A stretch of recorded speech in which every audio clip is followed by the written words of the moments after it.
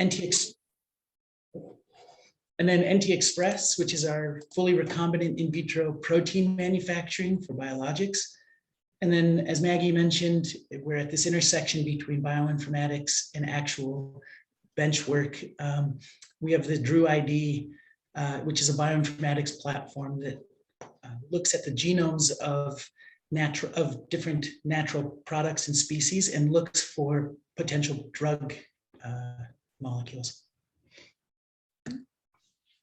So, yeah, do you want to? Yeah, so that's some of our team pictured. Right now, we're at about 23 employees, and we're looking to grow quite a bit in the next year. Yeah, we started with 8, I think, like 6 months ago, and so we've exploded to 23 as we moved into the new facility. Yep. As Maggie mentioned, we're right at 528 and 550 in Rio Rancho. We have a beautiful new facility with BSL-1 and BSL-2 spaces, analytics labs, and 2 clean rooms, and some great common areas to eat lunch at. So these are some of the positions that we have open right now. They're quite different. So for the analytical scientists, I guess we can highlight a few of them. We're looking for someone to do some assays and validate our in-house produced enzymes and materials and outgoing products. We're looking for someone preferably with a master's with some experience in that work. We're also looking for a protein technician. So this is someone with a bachelor's with preferably a couple of years experience, familiar with what's involved in purifying proteins, recombinant proteins.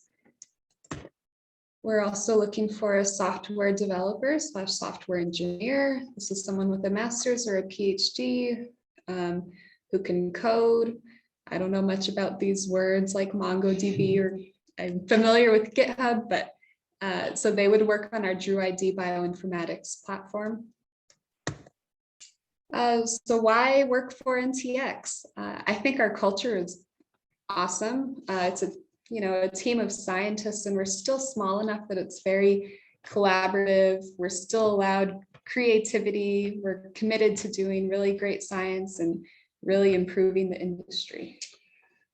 Yeah, to kind of build off of that, right? So we are a group of curious scientists, but one thing that's really exciting about NTX is we can take a look at a lot of the problems or issues that maybe arise, like let's say a pandemic, and we can really quickly pivot and try to address that problem. So the way we do this is by like with mRNA, for example, we can quickly design and manufacture some of these therapies really quickly, within a week, and be up and running. And as long as we have the DNA sequence, we can start making things. And yeah, I mean, we're really one of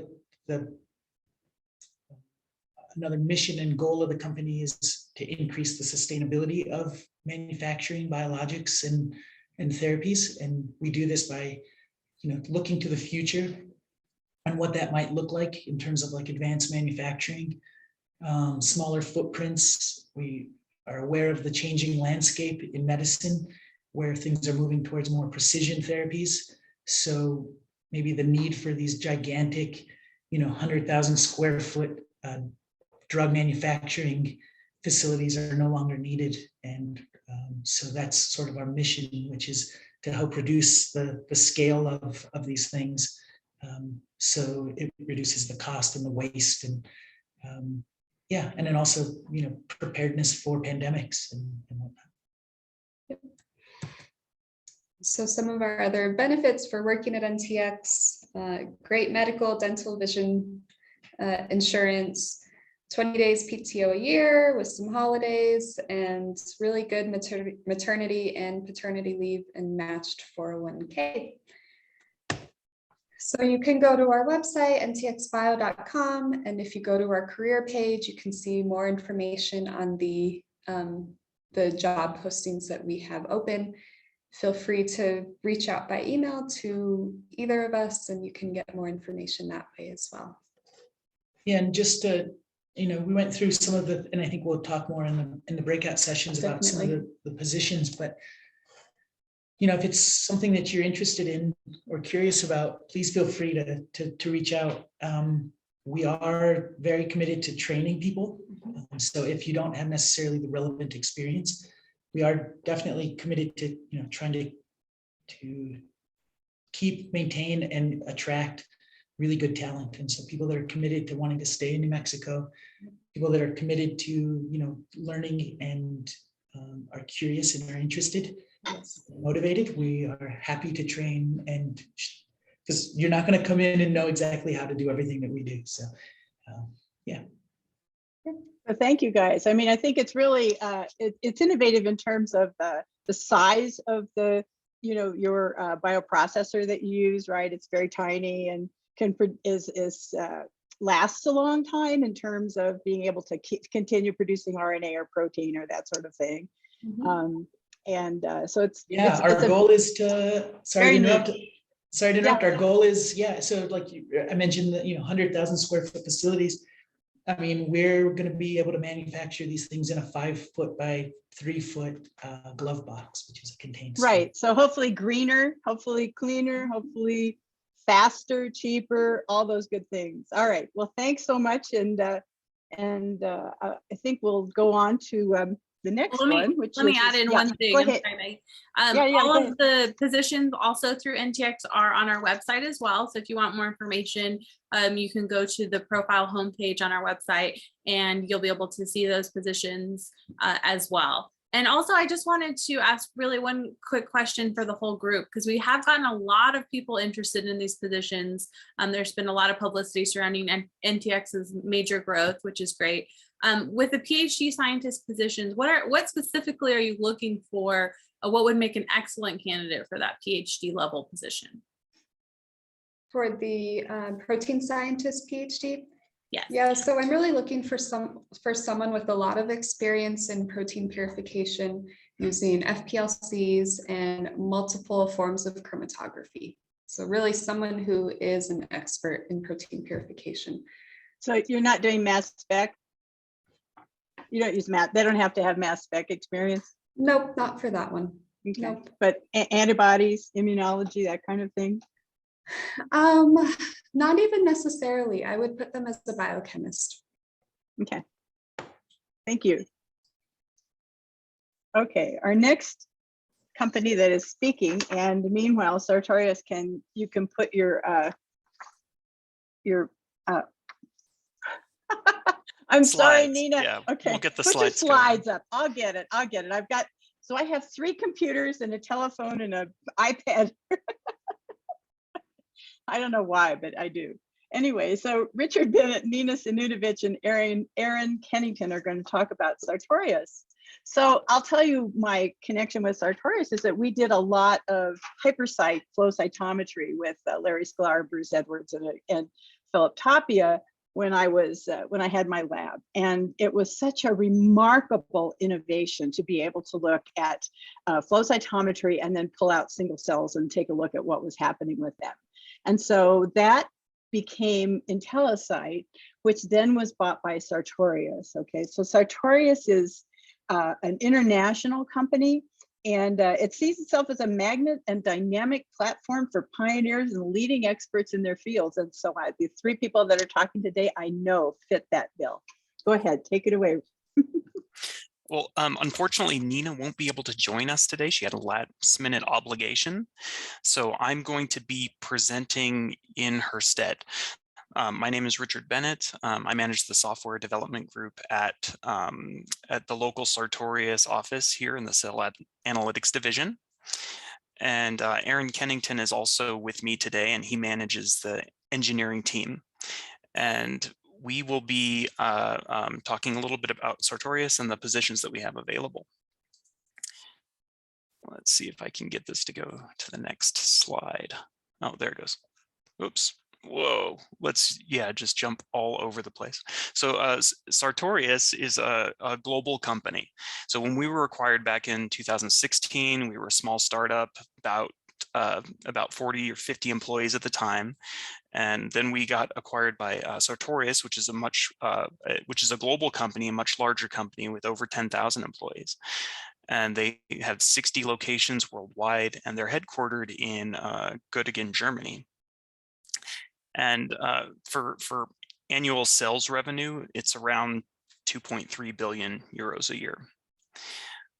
So we do have a North American presence, and it's roughly 35% of the global revenue. Oops, oh, sorry about that. So this is where Nina shines, is talking about how all this stuff actually works. So forgive me if I sound a little bit monotonic while I go through the Sartorius biopharma and life science market businesses here. So we address critical applications for biopharma and life science research customers along the value chain, from early discovery through molecule and cell line development and process development to commercial production. We're helping biotech scientists and engineers across the entire globe develop and manufacture medications from first idea to production. And we have two main business divisions: the bioprocess solutions and the laboratory products and services. Our bioprocess solutions provide the essential products, technologies, and expertise to produce biopharmaceuticals reliably and efficiently. And the lab products and services division, which we are a part of, focuses on the life science and biopharma research and development and offers solutions for quality control through the production process. Our primary focus is on the first stage of the value chain, on the drug discovery and life science research, where our solutions help researchers meet their goals for reliability, reproducibility, and speed to result. So Sartorius manufactures the IQ, formerly IntelliSite. And both me and Aaron were part of IntelliSite when we were acquired by Sartorius, and Aaron's been on the leading the development of our products since the very beginning of the company. So we produce cell-based screening application solutions consisting of integrated instrumentation, software, and a suite of test kits. And our products, as Maggie mentioned, are based on some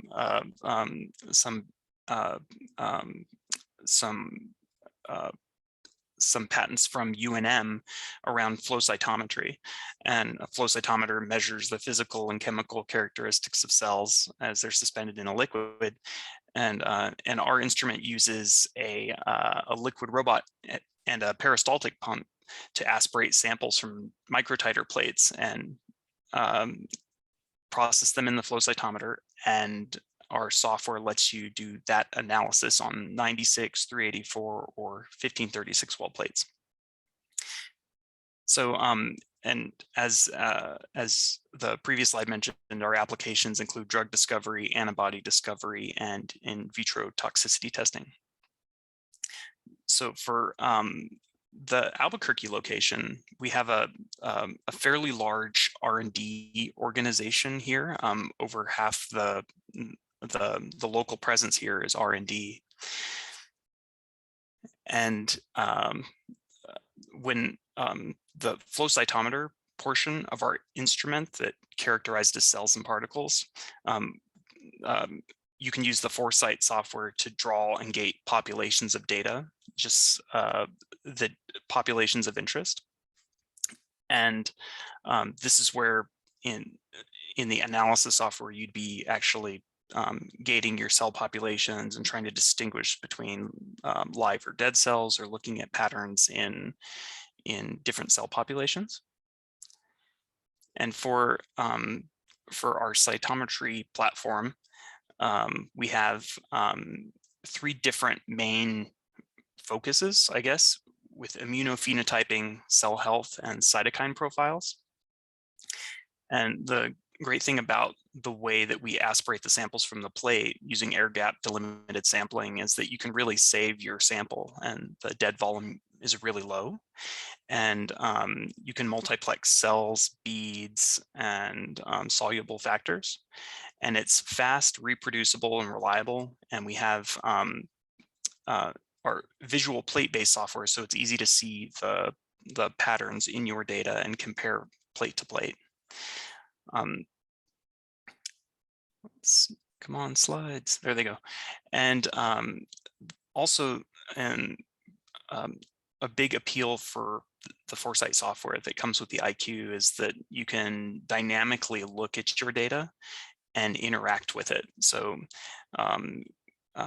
you can add metric criteria and identify wells that are considered hits, and those wells appear in blue here. And as you drag the sliders around to adjust the criteria dynamically, the red selection shows you where your data resides on the plate and in the criteria.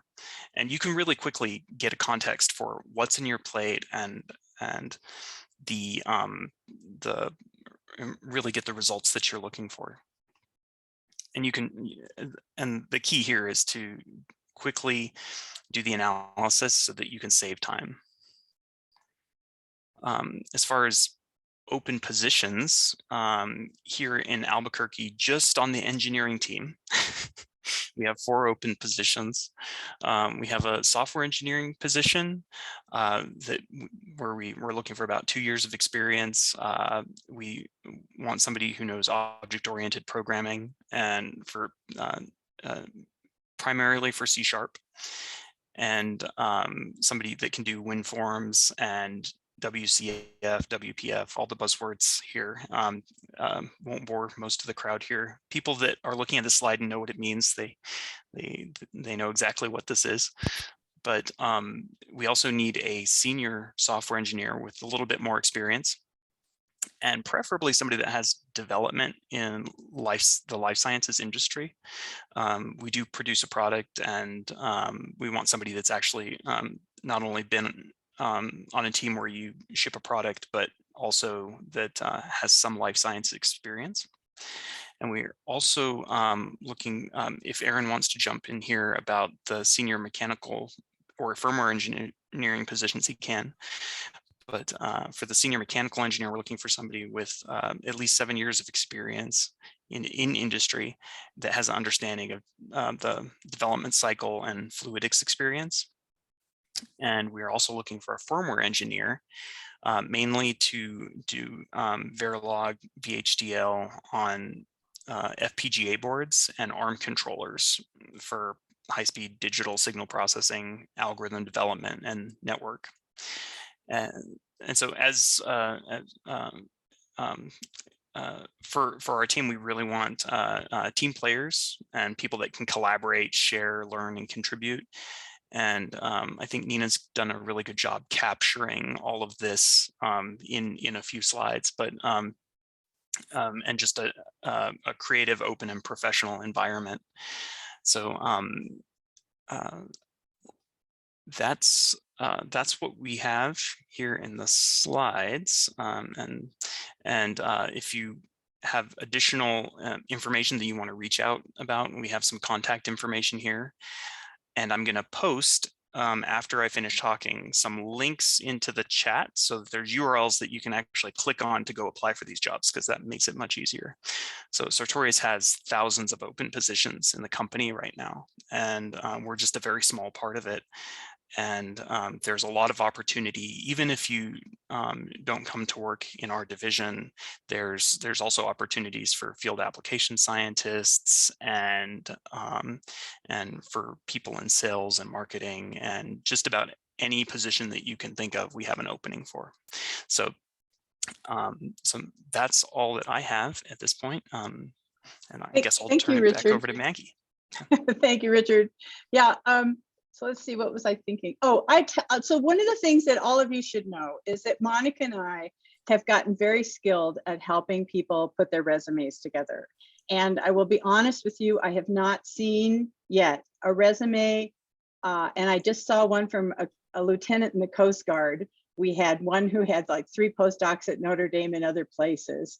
And I will say that if you're coming from academia or even sometimes business, you know, we can help get your resume to be much clearer, so that the hiring managers aren't digging through things and trying to go, well, maybe this person fits or maybe not, and, you know. So you know, you get one chance to have a first impression, and so that's where STEM Boomerang comes in to help. And anyway, thank you, Richard. You know, Nina was one of our first people that we worked with.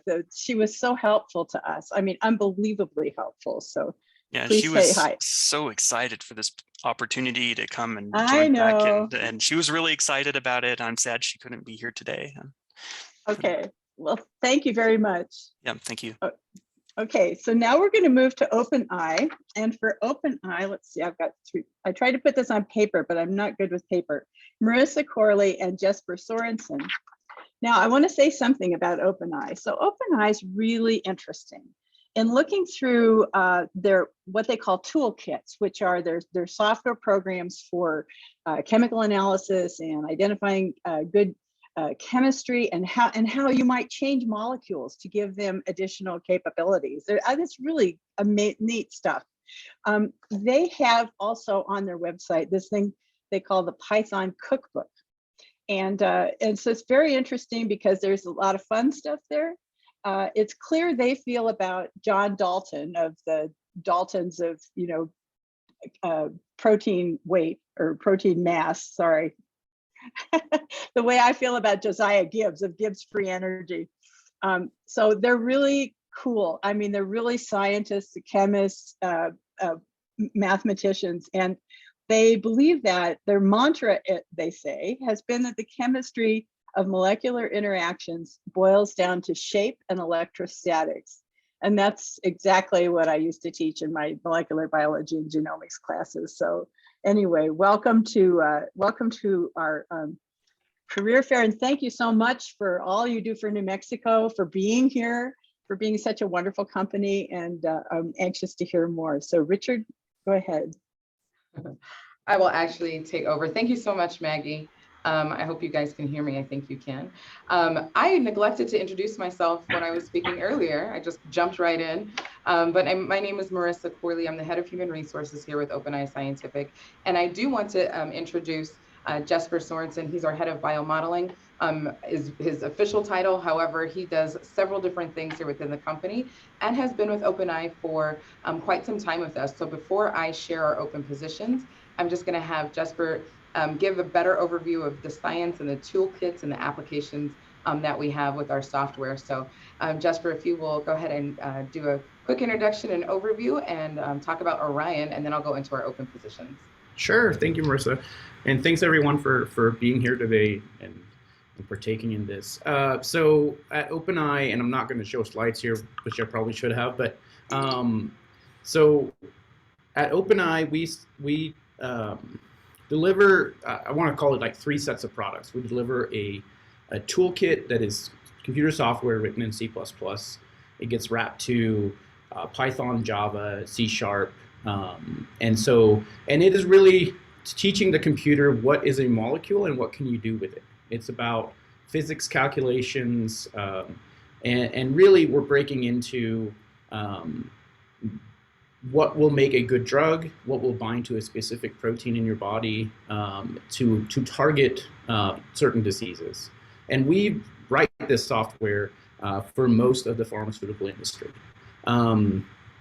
On top of that, we build some desktop applications for the people who don't want to write their own software. And on top of the toolkits, we also built a cloud product in Orion on its native AWS, so Amazon Web Services.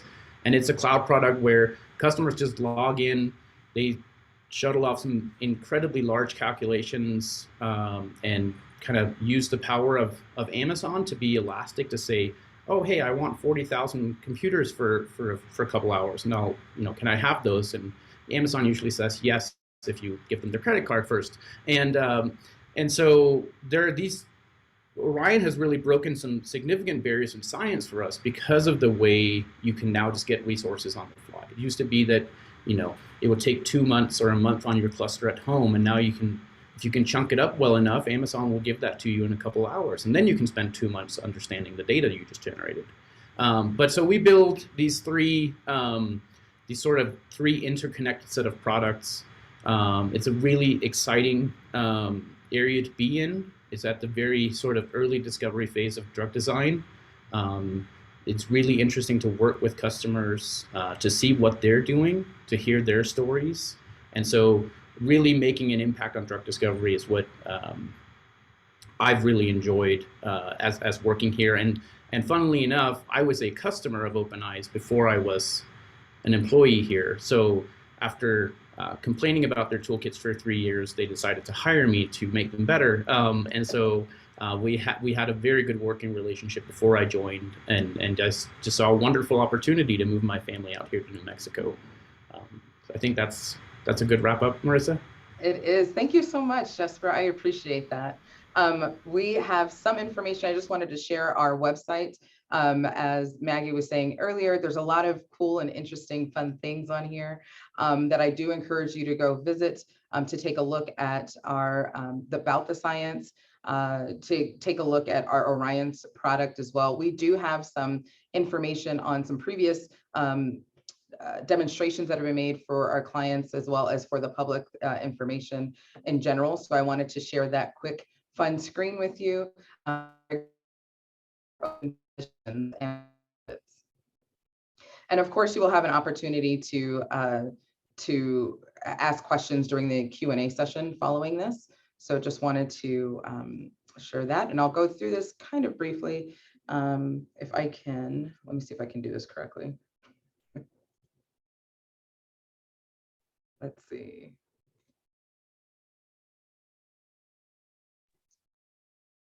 And Jesper, I'm going to have you chime in if it ends up not working properly, which I think. So this is why I work in HR, not on the science side of things. So You had it. You just have to do that little thing on the bottom right to get it to go full screen. okay. And meanwhile, while you're doing that, let me just say that you guys look for, let's see. Oh yeah, C++, C#, Java, Python, and they use a really wide range of operating systems. So whatever your experience is, just make sure they see it. All right. Do you see the presentation? Yes. Well, right. You've got the other. We're looking at your presenter's view, but that's okay. Gotcha. That's fine. There's no additional notes on here, so Nothing bad. Nothing bad. So some of our open positions. So we've got several scientific software developer positions within our molecular dynamics group, our affinity group, which is also focused on physics, quality control for our product itself. So we do quality control, and then molecular modeling for our scientific software developers. And then in addition to that, we've got other positions. So Jesper mentioned Orion, that group is growing. So we have a UX and UI designer available position, our Orion technology product manager. And all of the descriptions of these jobs are listed on our website as well. We've got a back-end developer, a senior UI developer. So we're hiring for both front end and back end. We're hiring for in our information technology team for a build systems engineer. We also have an account manager, which is within our sales team focused on the West Coast. And then I'm hiring a human resources assistant as well, but that in case you have anybody. Our qualifications do vary by positions. Most of our scientific software developer positions require a master's degree or higher in chemistry, biology, physics, or some other life science related field. And then also as a plus, and of course, some of them require experience with the various computer languages, like Maggie had just mentioned. And Jesper, I don't know if you want to mention anything else about qualifications or things that would be helpful for our team members or people that are looking to join our team before I go into the other slide. No, I'd just say that, there's a list of applications of open jobs here, but I would also just encourage you to apply because it turns out we're in such a growth phase that, if we see an interesting resume, and even if I see an interesting resume for a position, I'm like, this is not right for me, I will shuttle it around the company. And we are opportunistic in hiring. So if we get a great candidate, we've been in a fortunate position to just make positions as we go if we need to. So even if it's not listed today, but you think this sounds like a cool job, please apply. And the other thing I will just mention is that, as you probably saw on the website, OpenEye hosts a conference in Santa Fe once a year called CUP, Customers, Users, and Programmers. And it is free to attend. And I would certainly recommend people who are interested to hear more about what we and our customers work on to come join that for a couple days. So Jasper, can I ask you guys to put that what CUP means on your website? Because I went through like lots of strange websites and thinking, well, that's probably not what they're doing. It was something about StarCraft, and I thought, well, you guys probably are not big on that. I don't know. Well, that does sound fun, though.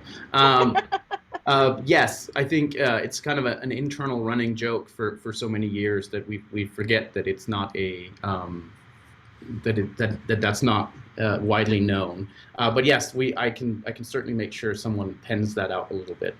Well, you're not going to believe it, but the StarCraft Cup 21 is in January. Is it really? And they do XX1. So yeah, I would kind of make sure. Although you could really get some great candidates, I suppose, in that.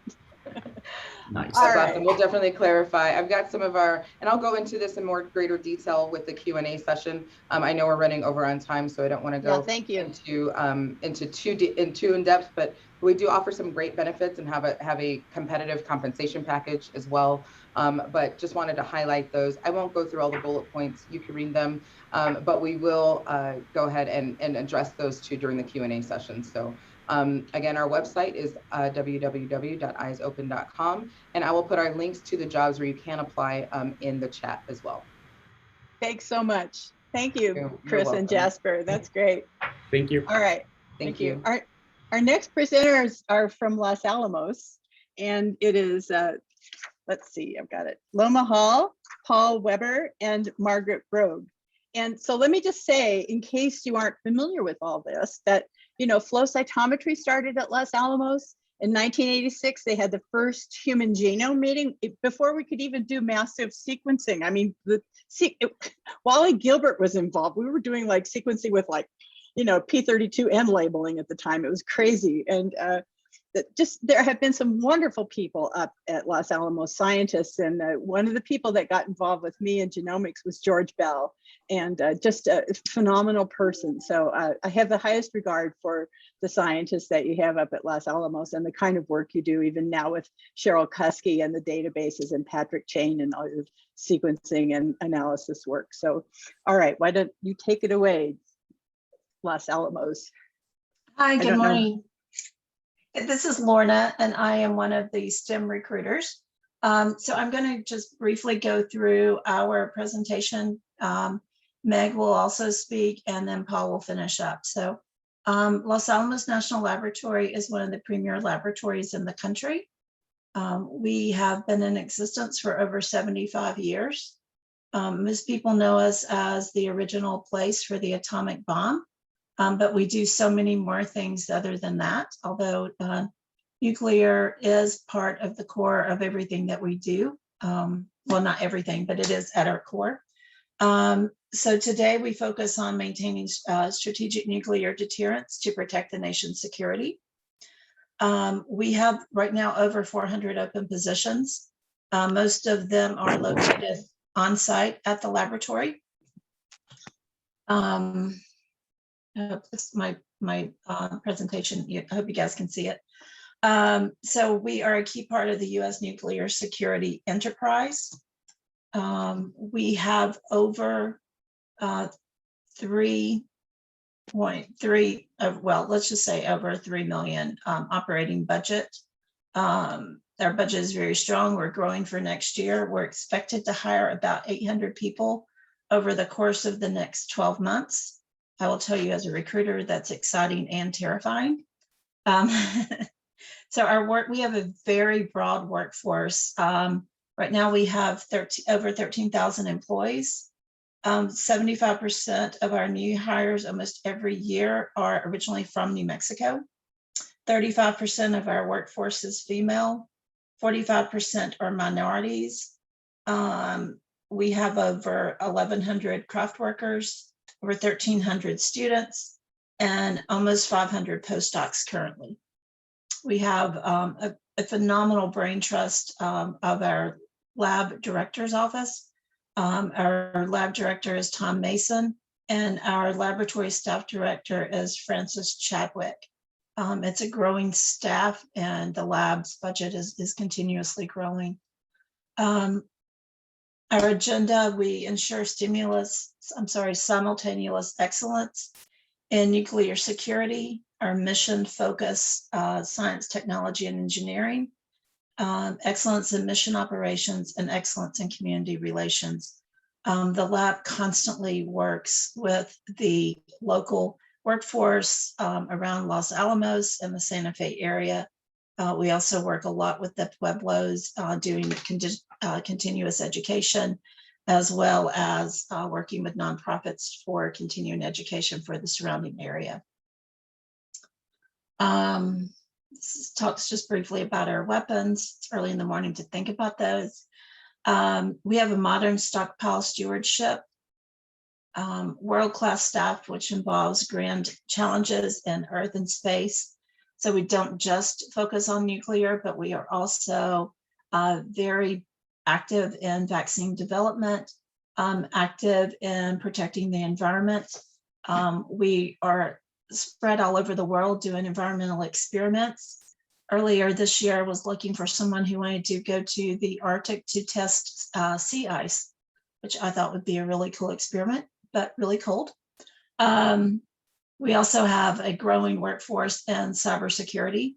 I think all of us are well aware of all of the conditions in cybersecurity that's out there. So we do have a broad workforce growing there.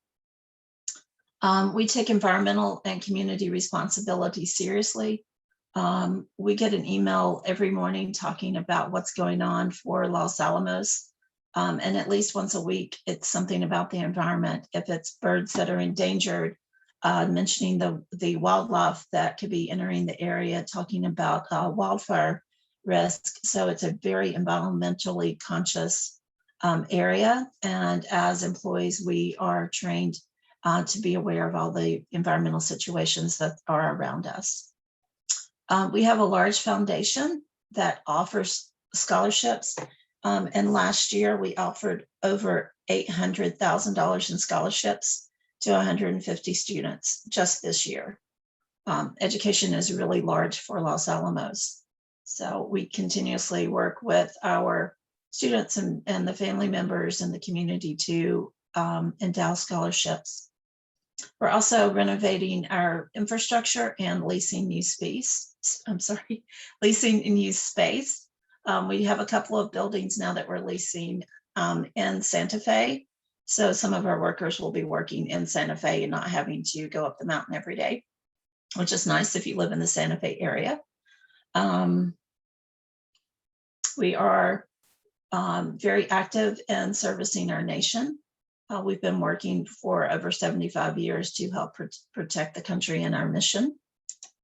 And it's a wonderful place to work, and I'll encourage all of you to work. There's probably a spot for almost everyone out there. So with that, I will let Meg talk.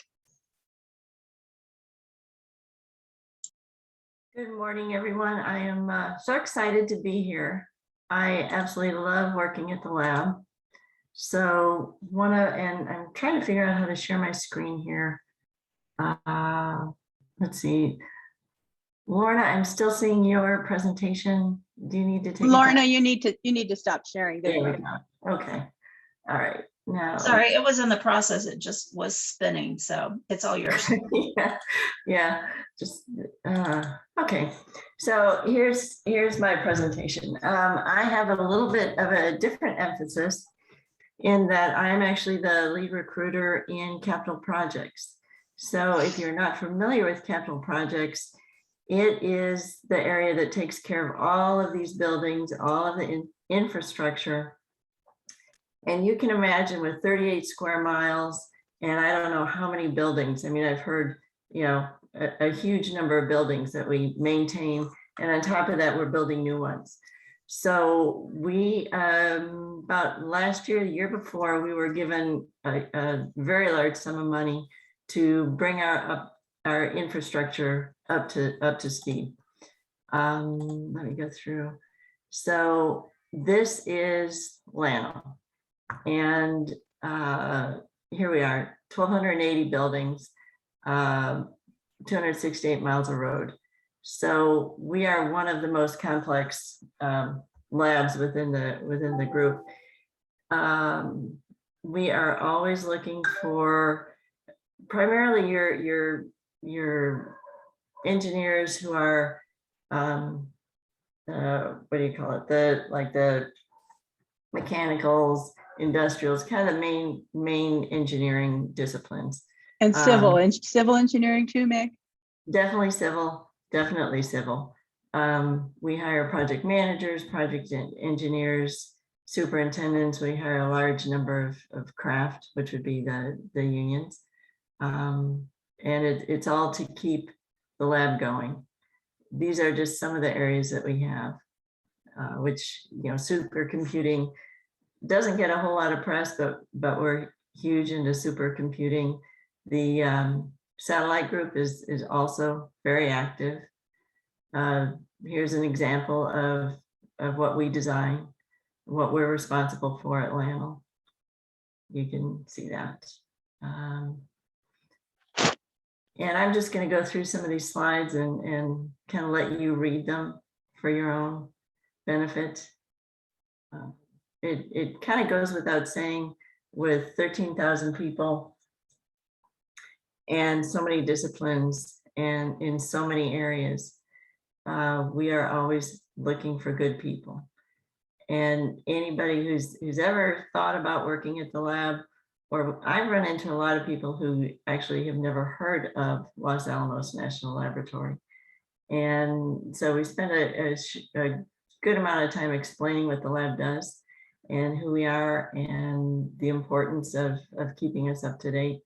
But we are actually one of the premier labs. We like to say we are the premier lab. I'm not sure if that's true or not, but we think that. and we promote that. So if there's ever any time you've thought, I want to get back to New Mexico, I want to get back to my roots, but I have a construction background, is there really a place for me at Llano? Yes, there is. We have many opportunities. We are right now beefing up the weapons program, and with that goes new buildings and upgrading current buildings, a lot of restructuring, reinventing the way the buildings are configured.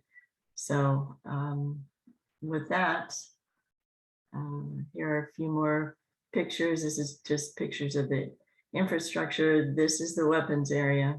Fairly new building. There's a lot of new construction going on here. Some of the areas where we're looking for people with this kind of knowledge, a lot of instrumentation, electrical knowledge, I&E engineers, project managers with a construction background. Sorry, Meg, do you hire controls and systems engineers also? Yes, we do. We definitely do. We got to really lay it out, but we should talk about this because we can dig deeper into these that group of people.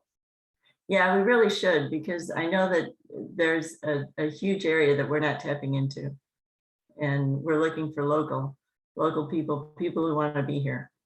Well, it sounds like you're taking care of facilities, but you must also interact a bit with the R&D in these areas, right? The mechanical engineers and everybody who's working on weapons and other kinds of technologies. We definitely do, and a lot of times we're looking for the same people. We have three basic groups, which is Steve, which is where Lorna and Paul work, weapons, and then infrastructure, project management, capital projects.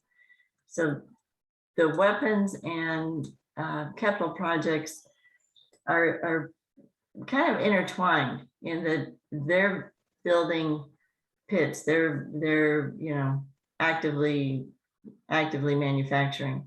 And we are trying to keep those buildings up to code and create new ones for their specific needs. So around the lab, we actually have people on the capital project side who are nuclear engineers who know their way around a research lab, right? Because we have to reconfigure those, and we have to go in and meet with scientists and say, okay, what is it that you want?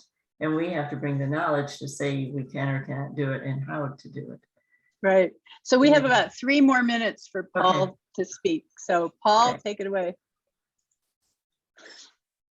And I have to stop sharing. Hi, can everyone hear me? Yes. Okay, great. My name is Paul Weber. I am on the Science, Technology, Engineering team with Lorna Hall. I'm just going to briefly go over our benefits package since we're a bit squeezed for time. Let me just pull up my screen real quick. Let's see if I can figure it out.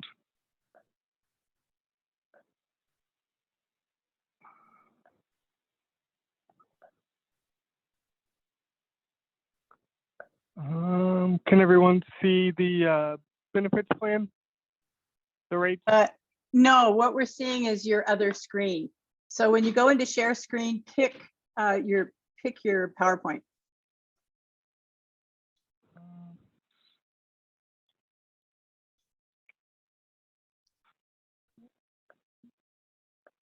That's not coming up as an option, so I'll just go over it verbally.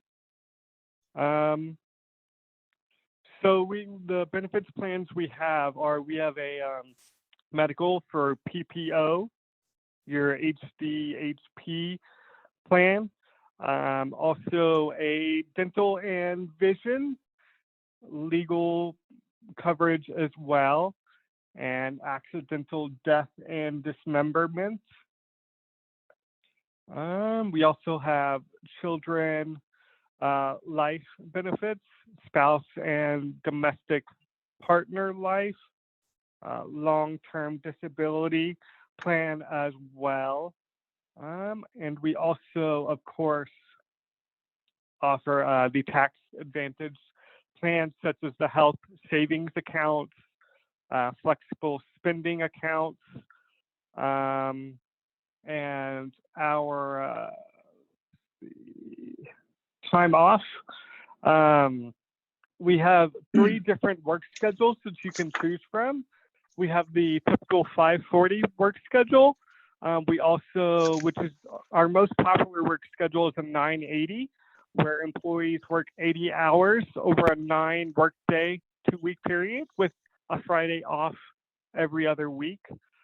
We also offer the 410 schedule, where you work 10-hour shifts Monday through Thursday and get every Friday off.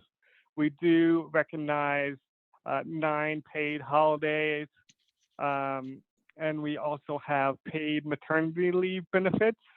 We provide 100% pay to eligible employees for up to 6 consecutive weeks after the birth of a newborn. And we also include parental leave benefits, providing 100% pay to eligible employees for up to 3 consecutive weeks for bonding with a newborn, and that can be applied within the first 12 months after birth or placement for adoption. Yeah, and I thank will you. put our emails in the chat as well.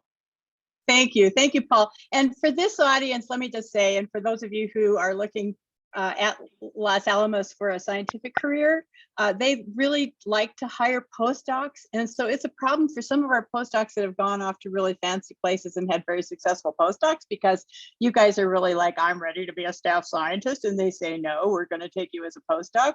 And so it's, it's something to think about. I mean, I'm watching one of our STEM boomerangers being converted right now, and I think there'll be two or three more. So Los Alamos is an interesting place. And, just get in touch with us, and we're happy to talk to you about it and to help. We give warm handshakes to people with, to the labs and to other places too. Okay, Maggie, so let me ask one yes. question here in the chat. How Yeah. much does aerospace and civil engineering cross over in your position?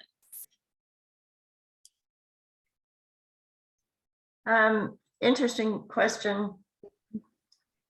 How much is aerospace? And so it all, in that case, it's going to depend on your background. It's going to depend on your experience. If you've been in aerospace, we have actually hired some from the aerospace industry because there is a lot of structural work that we do. So it would really depend on your background and where your interests lie. I know that's not a direct question, but I mean, direct answer. But get in touch with me, we can talk about it. And I second Meg, it really will depend on your interest, which division you want to work for, but I'm sure with either of those backgrounds, we have a place for you.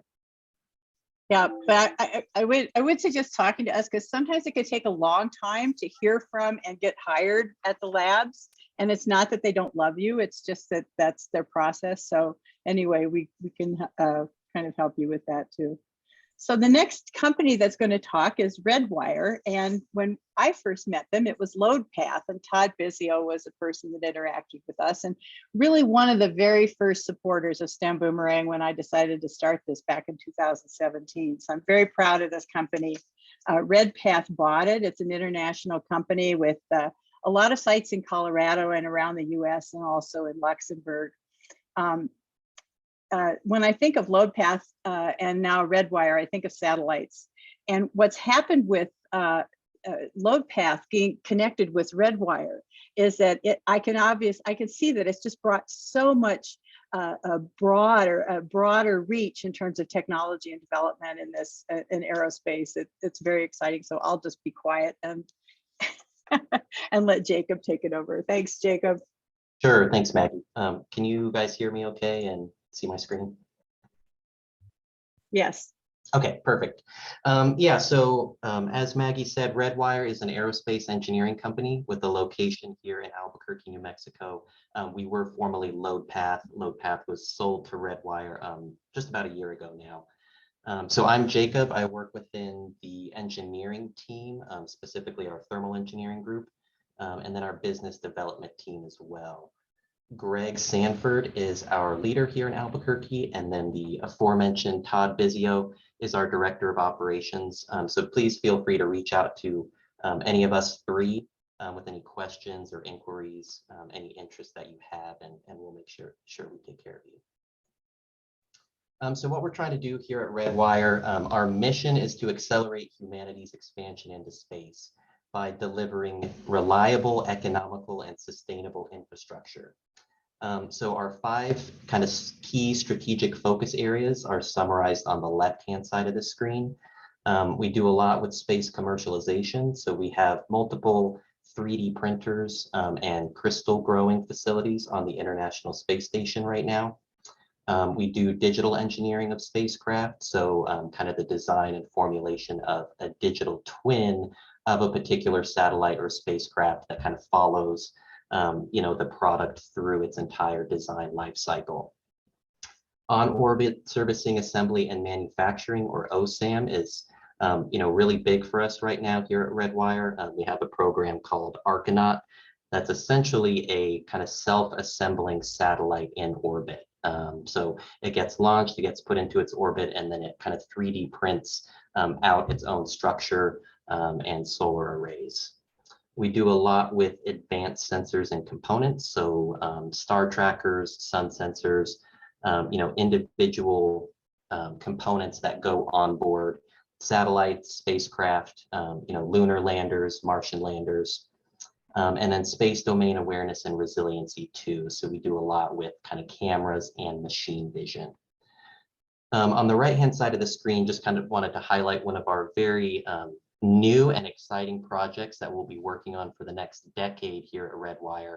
We're partnering with both Blue Origin and Sierra Space on a program called Orbital Reef, which is going to be the first commercial space station. So as the ISS, the International Space Station, kind of gets retired, Orbital Reef will come in and kind of take its place in a commercial commercial form for research and tourism.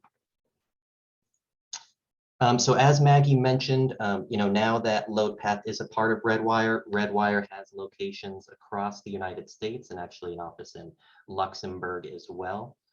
So what we do here in Albuquerque, we're actually part of what's called the Engineering Solutions Business Unit.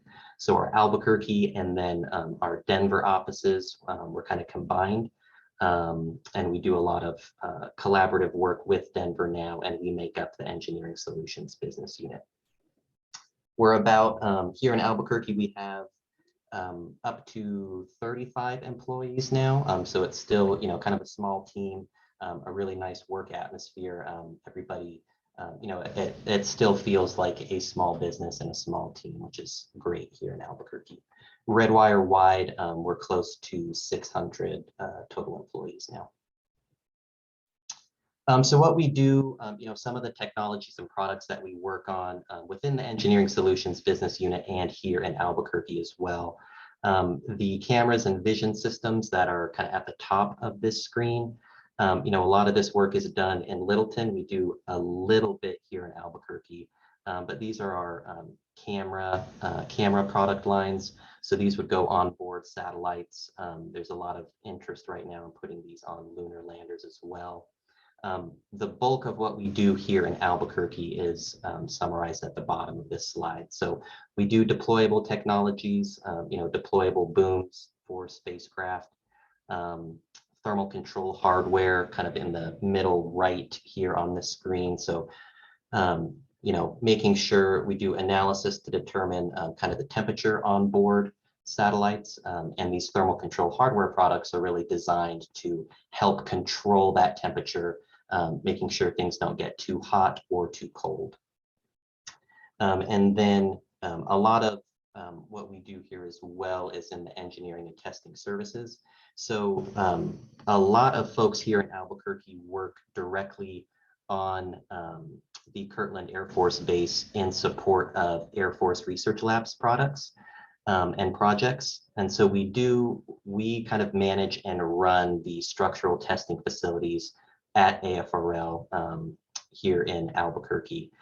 So we coordinate and run their structural tests, so static load testing, dynamic load testing, and we do a lot of structures development in that realm as well.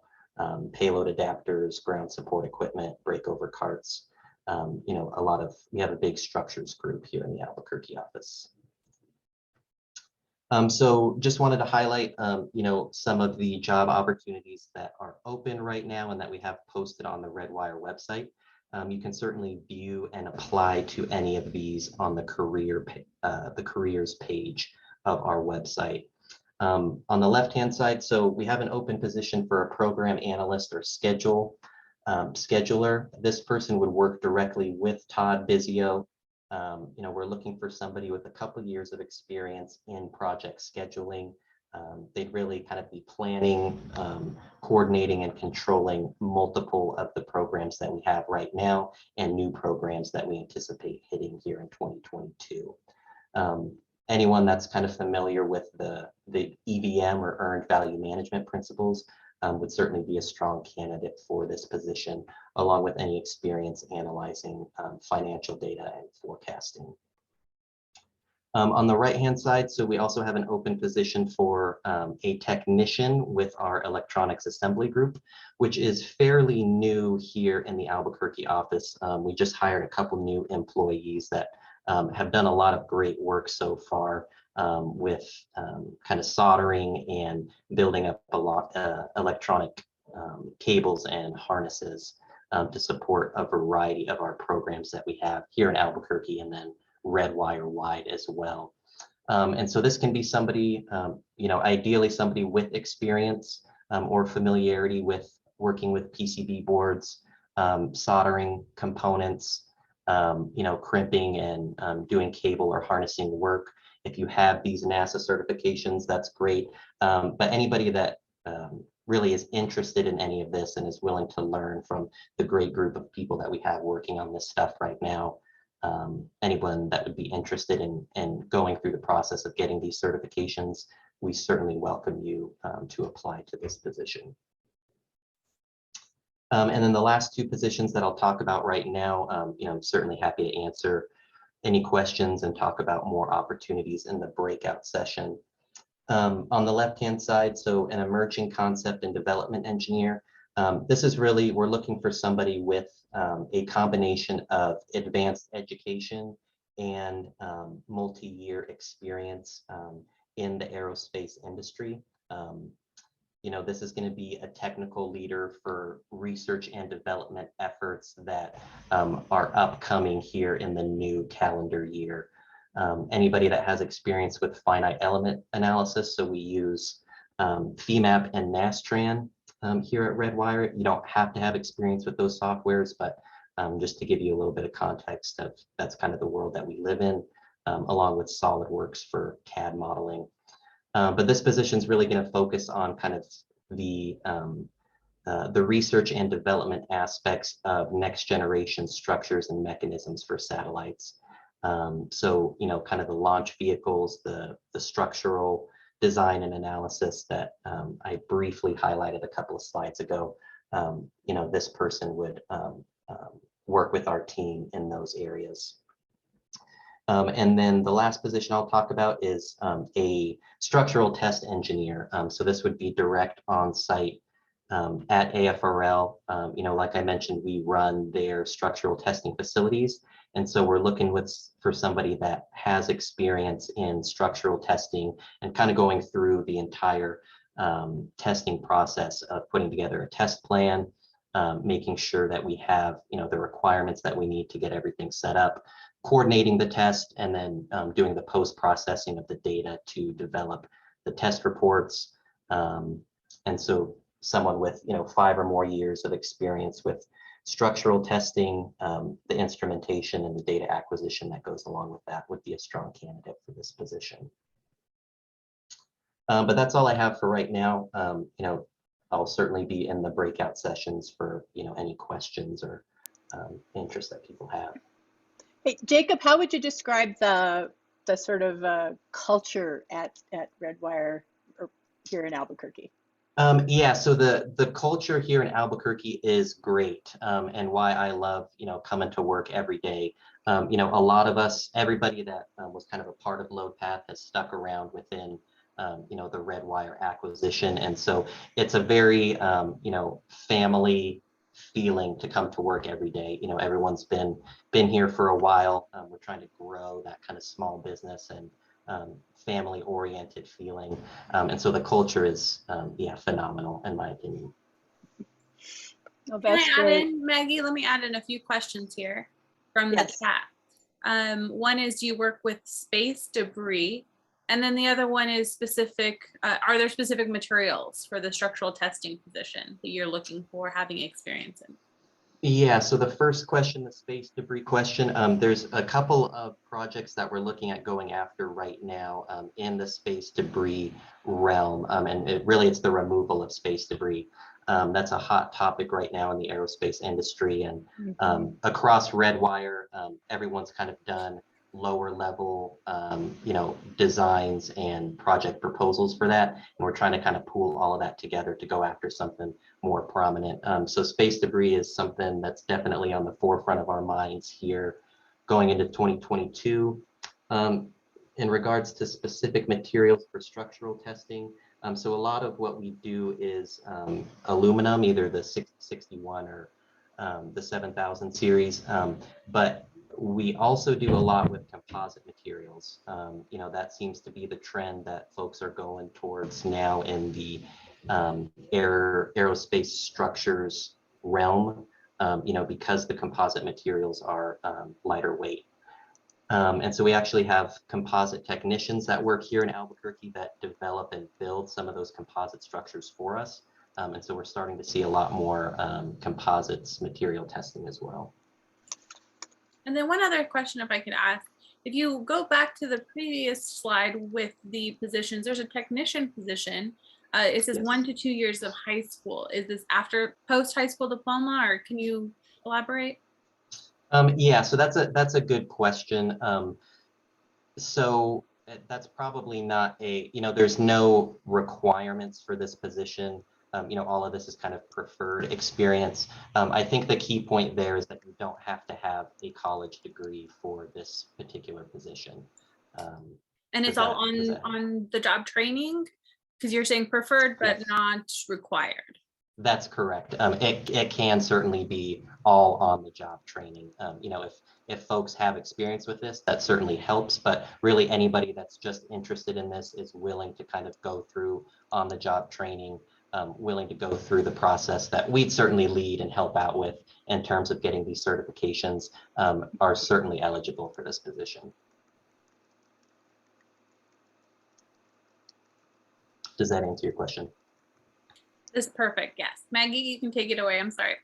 Oh, okay, so we're gonna split out for, for breakout rooms now, right? So Yeah, so thank you all of the employers for giving really great presentations. So the presentation part was meant to be just an overview of all the companies so you can get an idea, and then they don't have to present this over and over again to individual people. Next, we're going to go into what is a breakout room where the candidates on the call will be able to pick the room they would like to go to and speak with the employers representatives in those rooms. So give me a moment and I will create these rooms here, and then you can go ahead and choose them. Now, what's nice about this is you can come back to the main room where myself and Maggie will be. You'll see our faces, so you'll know we're in the main room. And then you can click on another room and kind of swap out. And all that we ask is that when you're in the breakout rooms, just allow other people to ask questions and maybe not take up all the time, but make sure that you get your questions answered, but just, have some leeway on that. But give me just 1 minute. I will have the rooms up, and then they'll be, if you're familiar with Zoom, then this will be easy. If not, a breakout room pop-up will show the 5 different rooms you can choose from. You just click on it and it'll take you to that room. And if you have any questions, throw them into the chat and we'll help you get there. Maggie, you want to add in anything? nope, I think that's great. Every time I see these companies, I go, oh, I wish I could be like a graduate student again. It's just, just get those expertise so I could go work with these companies. There's so many companies in New Mexico that seem like a lot of fun. And I would just say that the STEM boomerangers that we've placed are really having good times here. So, and doing wonderful, valuable work. So if you see what you like here, let us know. If you want other things, just get a hold of us at info@stemboomerang.org.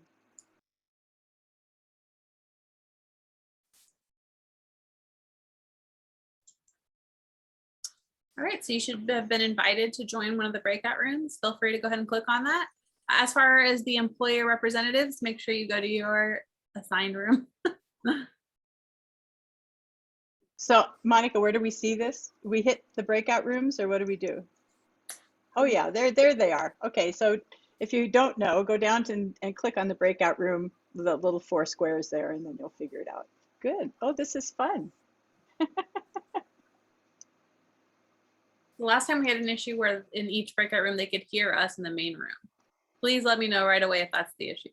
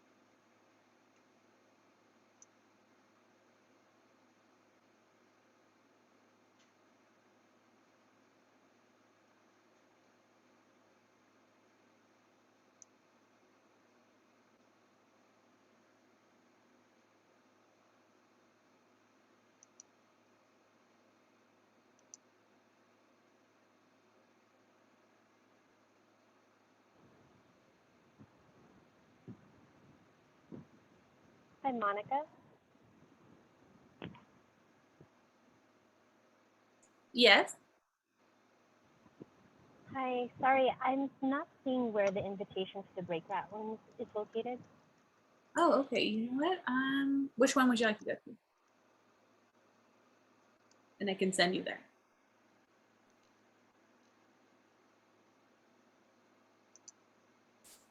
Would you like to go Sorry, to? I'm not even seeing the choices. Oh, I'm it's okay. sorry. So we've got NTX, Sartorius, OpenEye, Lanel, and Redwire. Sartorius, please. Great. Thank you.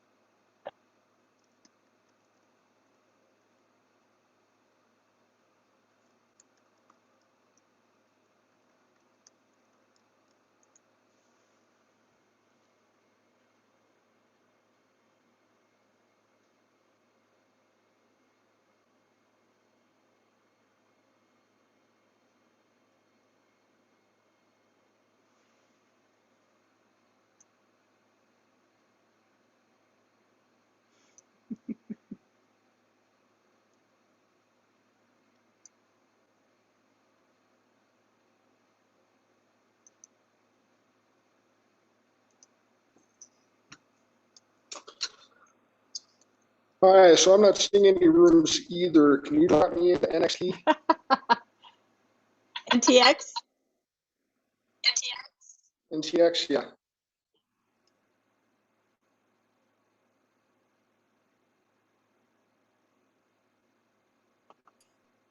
I sent you there. Okay. And let us know if anyone else is having issues as well.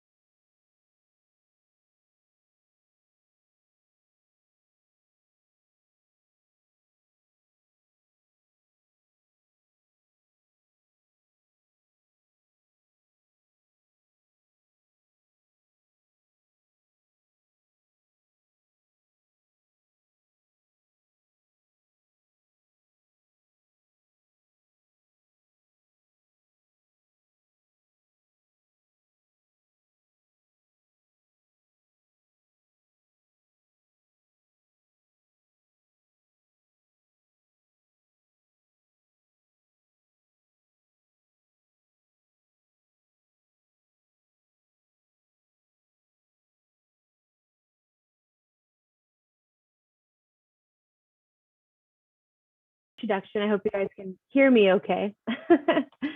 Okay, great. Awesome. Well, hi, everybody. It's so great to be a part of the STEM Boomerang event.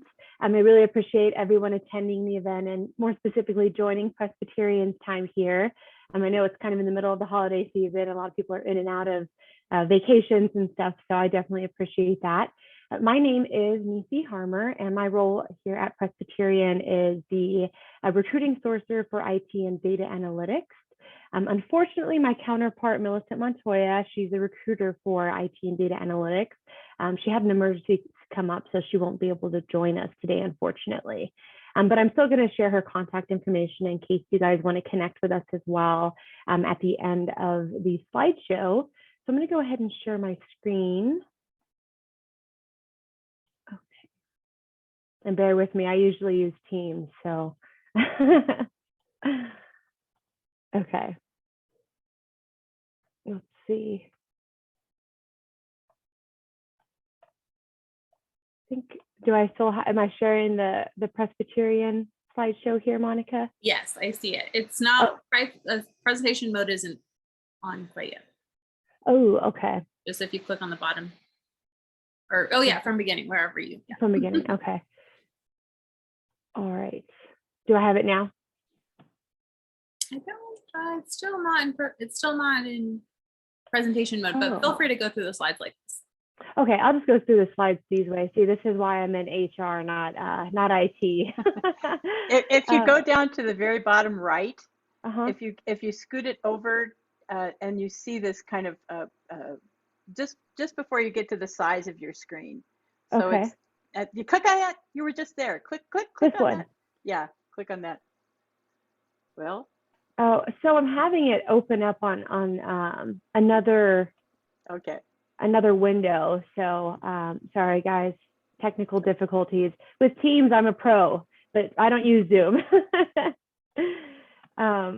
Awesome. So basically, we really wanted to join the STEM event today because a lot of people don't think about healthcare when they think about STEM opportunities. The Presbyterian has a lot of different opportunities that are directly related to STEM roles. So through our presentation, we're going to go ahead and go through some of the couple opportunities that we do have, though there's a lot more that we have on our website that are not listed on our presentation today. So if you visit our careers page, you'll also see we have a lot of different remote opportunities as well. Presbyterians kind of embraced the remote model just because the pandemic forced us to go remote, and we really determined we're a very productive remote workforce. So we've really expanded our workforce really across the nation, which has been hugely beneficial for us. So, you know, the roles that are also located in New Mexico, though, are remote. So there is that flexibility there as well. They potentially will have the capability to move into a hybrid model. Our main office, the Cooper Center, located here in Albuquerque, is not open yet, and it won't be open until earliest April. And so even when it does open, it really just depends on the team that you're on. It could be a hybrid model. So if you're really looking for that remote option, or even you want to do the hybrid option, there will be that capability. So I'll go ahead and go here to the next slide.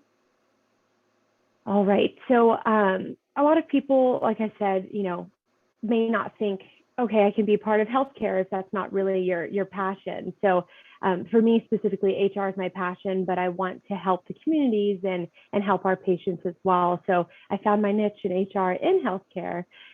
So there's really great news with that. We have a lot more to offer than just nursing or medical assisting roles. So just to kind of give you an idea, we are going to discuss the IT and data analytics opportunities, and each of those areas have about 150 employees. So there's a lot of room for growth, a lot of different opportunities available. I've seen individuals move from the IT side to the data analytics side and vice versa. People have grown their careers with Presbyterian. I know a few individuals that have been with Presbyterian for over 40 years. So, you know, the company culture is really important for us, very family-based. We are a large organization. We have anywhere between 13,000 employees to 13,500.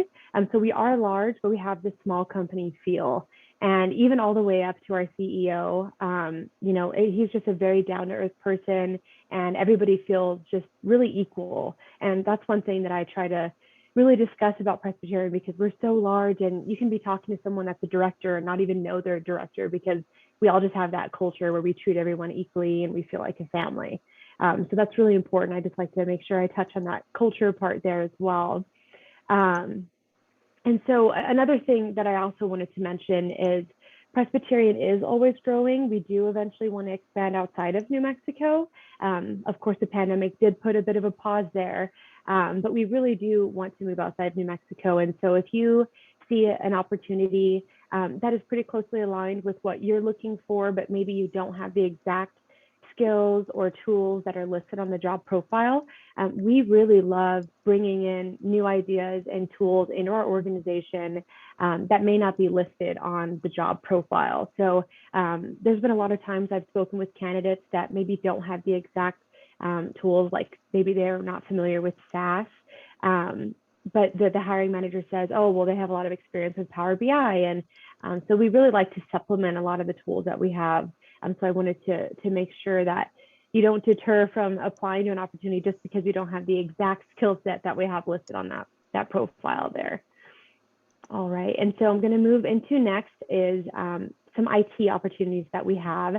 So earlier we touched on the fact that you can make a difference being in IT in healthcare. And so I just wanted to highlight here how IT can be really important in healthcare and how it can make impact. So huge example is, I'm sure all of you are familiar, when the pandemic hit, there was that time, it was in March of 2020, where everybody just, boom, had to be remote and had to go home. Well, we didn't have the capability for all of our employees to do that.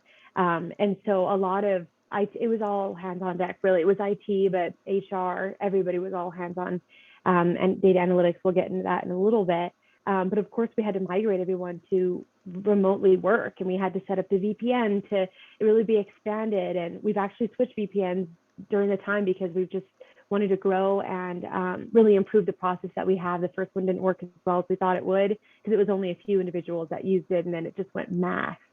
So I don't want to verbatim read each slide to you guys, but if you can see here, tech was part of setting up the drive-through sites for COVID testing and vaccination.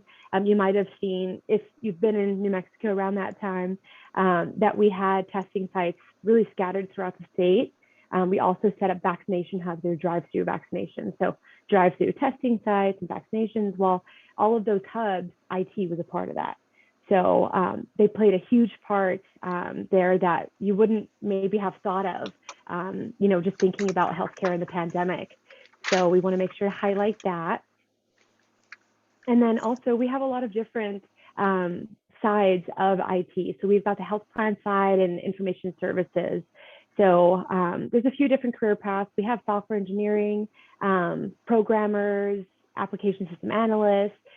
More specifically, one of my favorites is the Epic configuration analyst.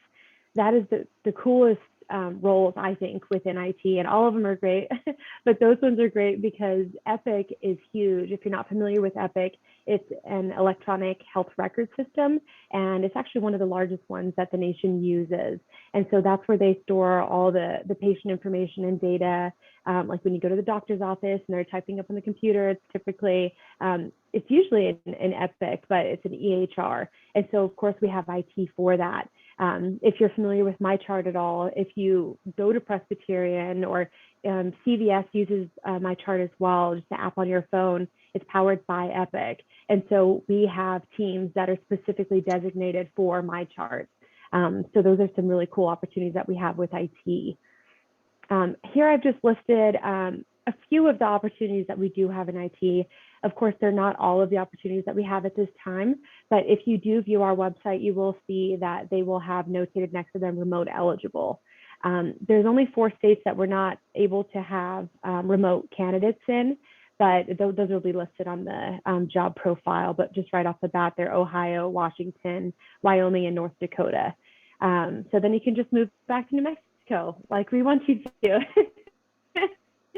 But if you see here, we have a lot of different areas as well. So a more entry level, we have expert level, which a lot of organizations don't have expert levels in IT. Typically it's associate, intermediate, and maybe senior, we have a whole nother level of an expert level. So there's a lot of room for growth there. A lot of individuals kind of bounce around and they'll move from maybe, oh, well, I want to be a business system analyst, and they want to get more techie and get an application system analyst side, or maybe they want to do web development. So we have a lot of those opportunities within Presbyterian. All right. And then the next thing I want to talk about is data analytics. This is one of the most intriguing parts of these areas. I never would have thought about these roles until I moved into the recruiting roles for them. And there's just such a wide array of different opportunities within data analytics. So of course, data analytics made a huge impact with the COVID-19 pandemic, and they do daily, but just to kind of give an example of it, and a lot of job security, because I know a lot of companies did some layoffs, but for us, we needed more people, and we really bumped up the need in our recruitment for data analytics and for IT.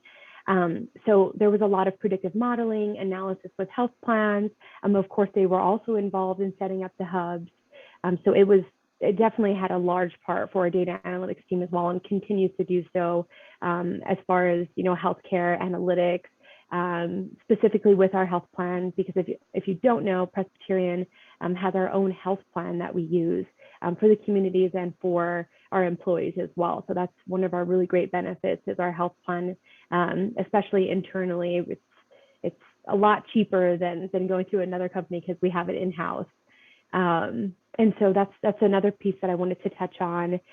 There's a few different career paths you can get into within data analytics. And if you don't have experience with data analytics, but maybe you've worked in IT before, we have a lot of different career paths where you can get into your IT role with your experience and kind of move over and merge to the data analytics side. So we have analytics associate, which is essentially a data analyst. The business analytic consultant is a little bit of a higher level because that individual does a lot of portfolio management and presenting to executive leadership, the reports that they've pulled, where the data analyst is more of the technical side using SAS and SQL to program. We also have data scientists.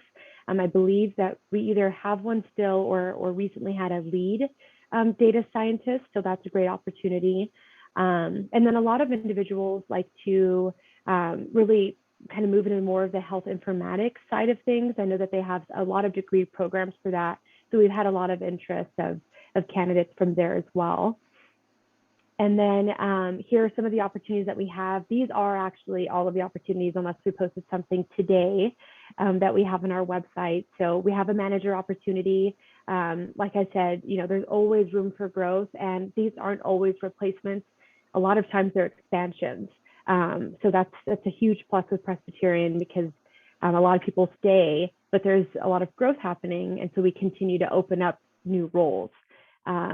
Senior scientist here, the utilization management data and reporting specialist is a really cool role. You would get a little bit more into the report pulling side for state data and that type of thing for utilization management. And, one thing I want to point out is a lot of our job descriptions can be a little bit vague, and we basically use the same job profile to share for each individual opening that we have for that same title. But if you look at the preferred qualification, sometimes it will show what area it supports. So for instance, in IT, you can support the health plan, or you can support the systems or the website. There's a lot of different areas that you can kind of get into there. And so Nisi, can I ask a couple of questions? So one of them is from here. It's what language are the data scientists and analysts using? Do you know? They use quite a few different ones. I know that SAS is really big, Power BI, and R. We've used a lot of those, yeah. Okay, and also one of our boomerangers, Ebony Martinez-Finley, is head of your clinical research program. Will some of these positions be interfacing with clinical research at all? I believe that some of them do. I don't know if any of these current ones are linked directly to those because, like I said, a lot of times we get them posted and they're very generic. We have to really dig deep with the hiring team and do research to determine, just because we don't always have it listed on the posting. But I'm not sure if any of the ones posted now are, but we definitely, of course, have those roles right now. Great. Well, thank you. Do you have anything else to add, Nisi? Yeah, I just wanted to thank everybody for joining our presentation, and we definitely would love to connect with you on LinkedIn and stay in touch regarding the opportunities that we have or possibly could have, and of course to answer any questions you may have.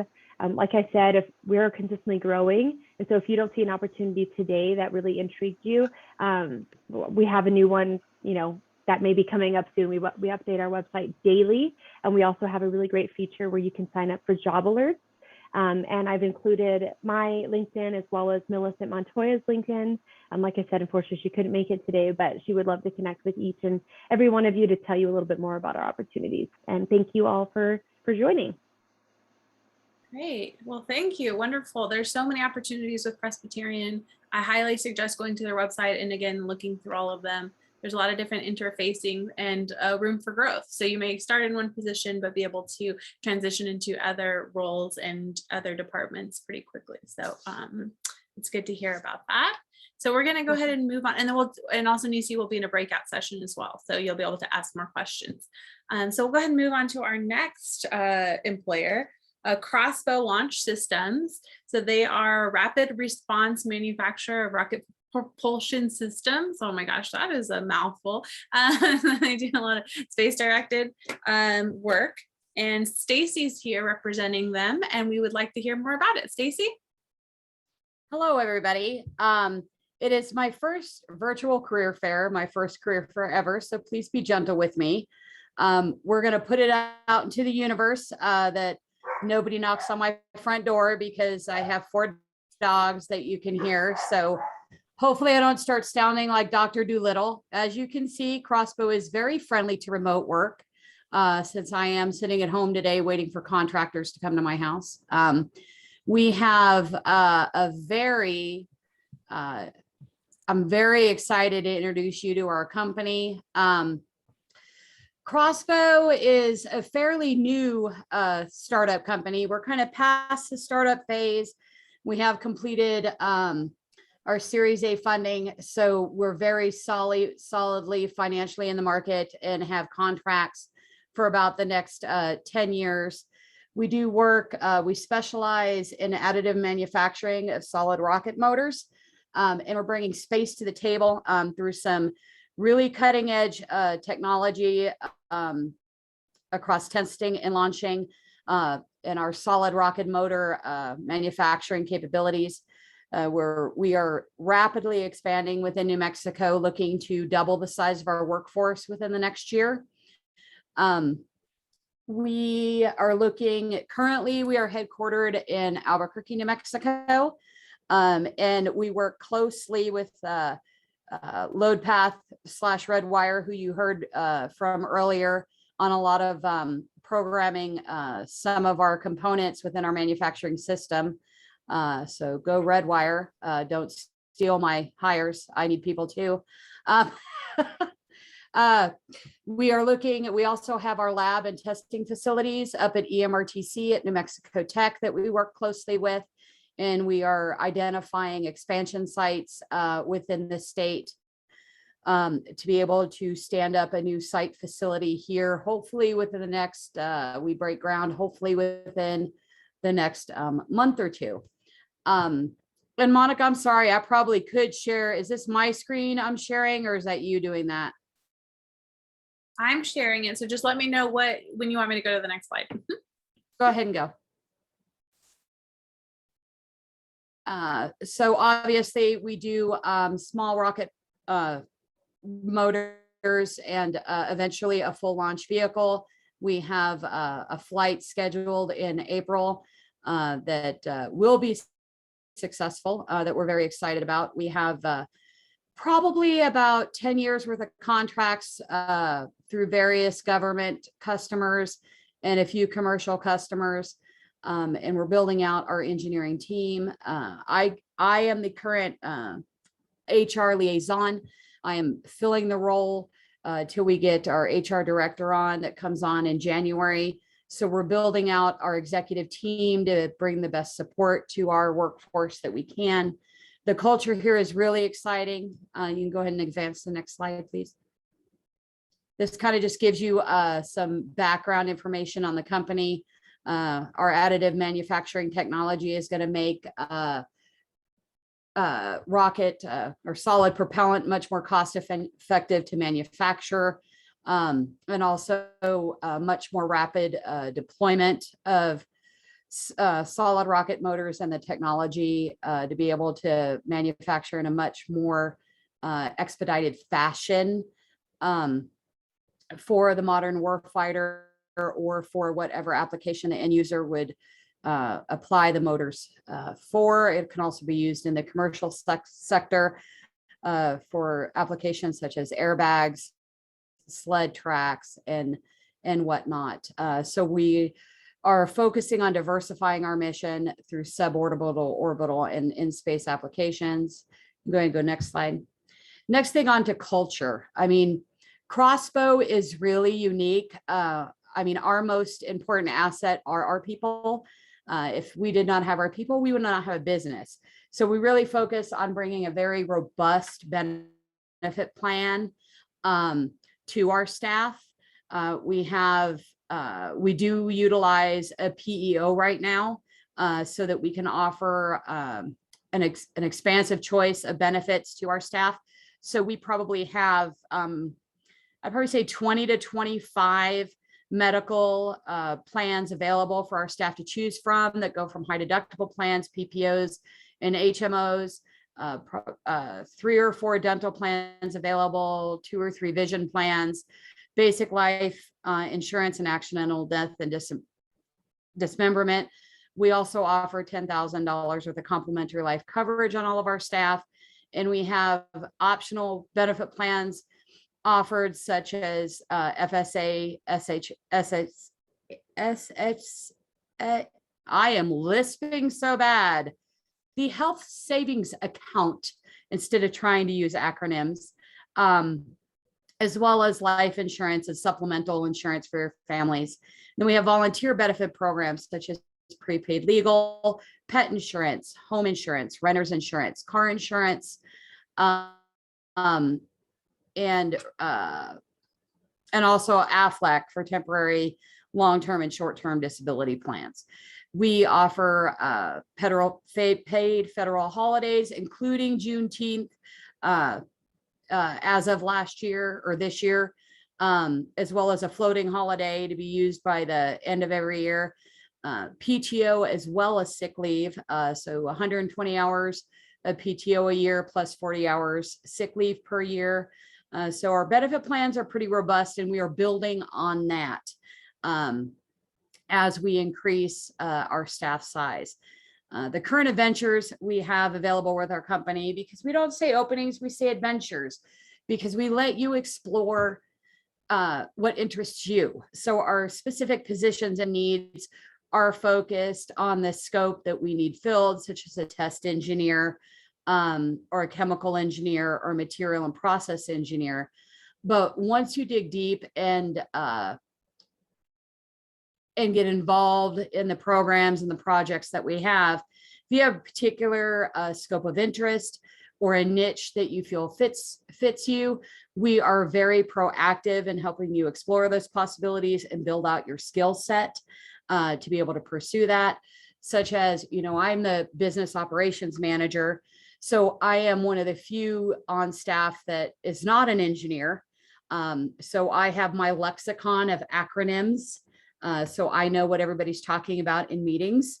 And I'm slowly building my vernacular on scientific terms so I can know what everybody's talking about when we have meetings. But I'm very much a workplace cheerleader, and I love advocating for people. So that's why I'm functioning as the HR liaison for the moment, until our HR director gets here in January. So our company culture is very proactive on empowering our employees to pursue what interests them, because we don't want anybody to be bored at work. But let's be honest, who can be bored when it comes to rockets? I mean, we build rockets, people. Okay, what can be more exciting than that? Go ahead and next one and my last one, and I'll stop boring everybody.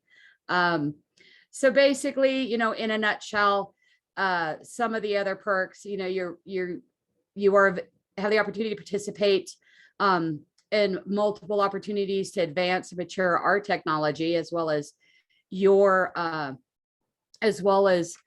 capacity for learning and exploring new opportunities, and the flexibility to focus on what you're interested in your personal and professional growth. We offer a very robust safety and training program, regardless of where you're located. Our staff is located across the nation. We have concentrated pockets within New Mexico and Texas and California, but we have staff as far away as Illinois, Alabama. We have one person, I think, I shouldn't say stuck, but probably snowed in right now in Missouri. And so we are very remote friendly, and we rotate people out on site at our testing and lab facilities as needed if they need to be hands-on. You'll have access to the latest technologies to be able to deliver your vision of what you're working on to reality. And you're also empowered to build, our servant leader culture. Our CEO addresses, the housekeeping services is same as our VP. Everybody is on an equal playing field as far as our culture is concerned. And you have the opportunities to contribute to multiple programs that serve the DoD, AFRL, DARPA, multiple labs, including Sandia and Lanel, and in the commercial sector as well. And then might get to be that hero that finally finds the perfect green chili cheeseburger, as we do have regular meet and eats, so that the leadership team can sit down with everybody and talk about everything from who has the best green chili, which we know we do here in New Mexico, but some of our Colorado employees may argue that fact, but we usually win, to the programs. We try to do social events as much as we can, and the pandemic allows us. We're very big on, we don't want it to be all work and no fun. And we don't want it to be all fun and no work. We are very big on finding a work-life balance. So I appreciate everybody's time today. We do have an interactive website, which this PowerPoint slide, that link is active. And you can go direct to our website and apply for any of the positions we have open. We also have positions open for our potential expansion sites that we will be interviewing for.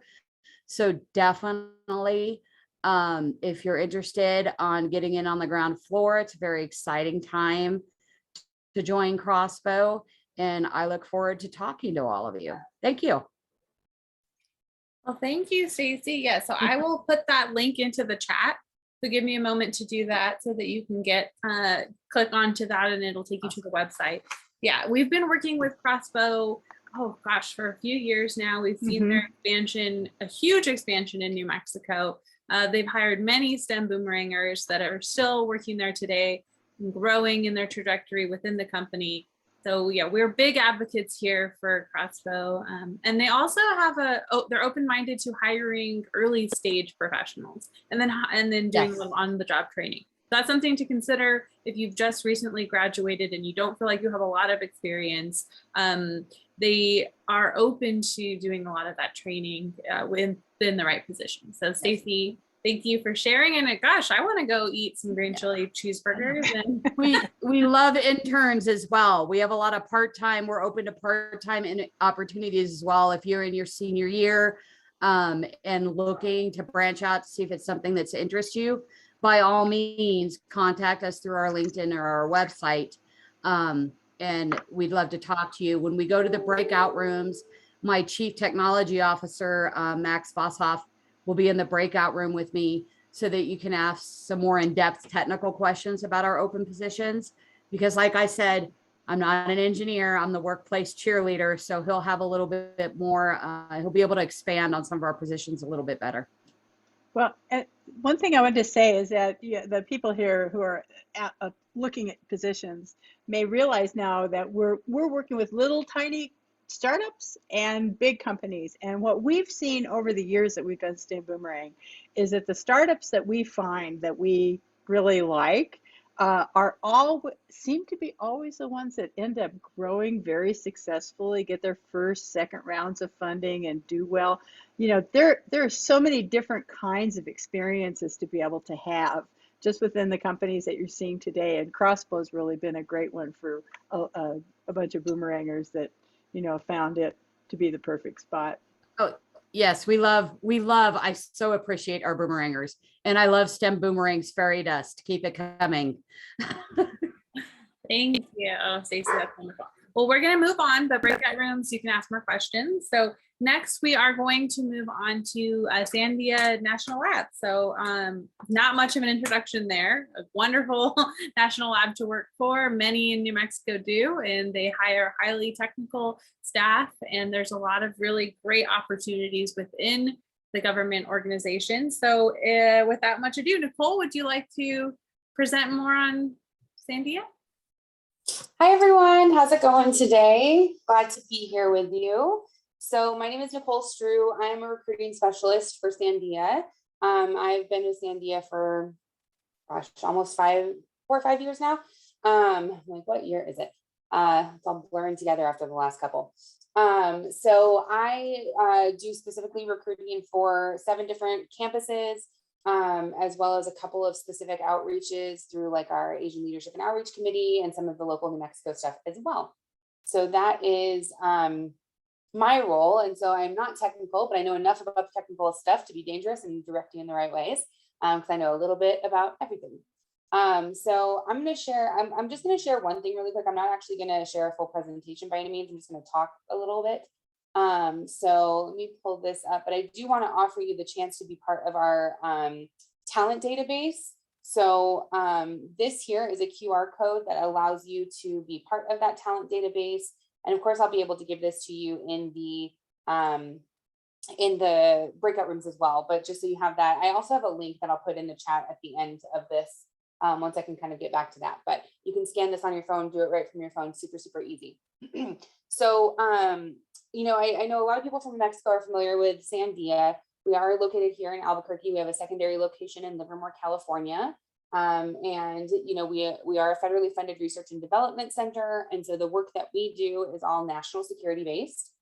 We are part of the National Nuclear Security Administration. So about half of our work is, you know, nuclear weapons based, working through like the nuclear deterrence mission through the NNSA. And then the other half of our work is a smattering of a whole bunch of national security type stuff, you know, whether that be cybersecurity or, you know, could be bio threats or intelligence work or just all, I mean, a whole smattering of things, right? So there's a lot that goes into what we do. And so we hire very broadly across the spectrum of STEM. Obviously, we also have like mission support work, which is where I fall, right? But we hire very broadly across STEM.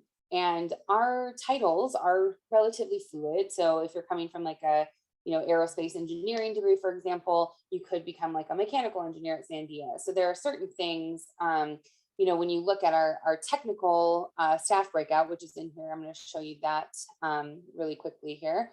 So when you look at our technical staff breakout here, you can see, you know, kind of what that looks like. We are a bit of an anomaly when it comes to the national lab system, being that we've got about 50% of our staff at the master's level, whereas a lot of national labs tend to be a little bit heavier in the PhDs. We still have plenty of PhDs, but we just are a little bit heavier as far as our master's level engineers.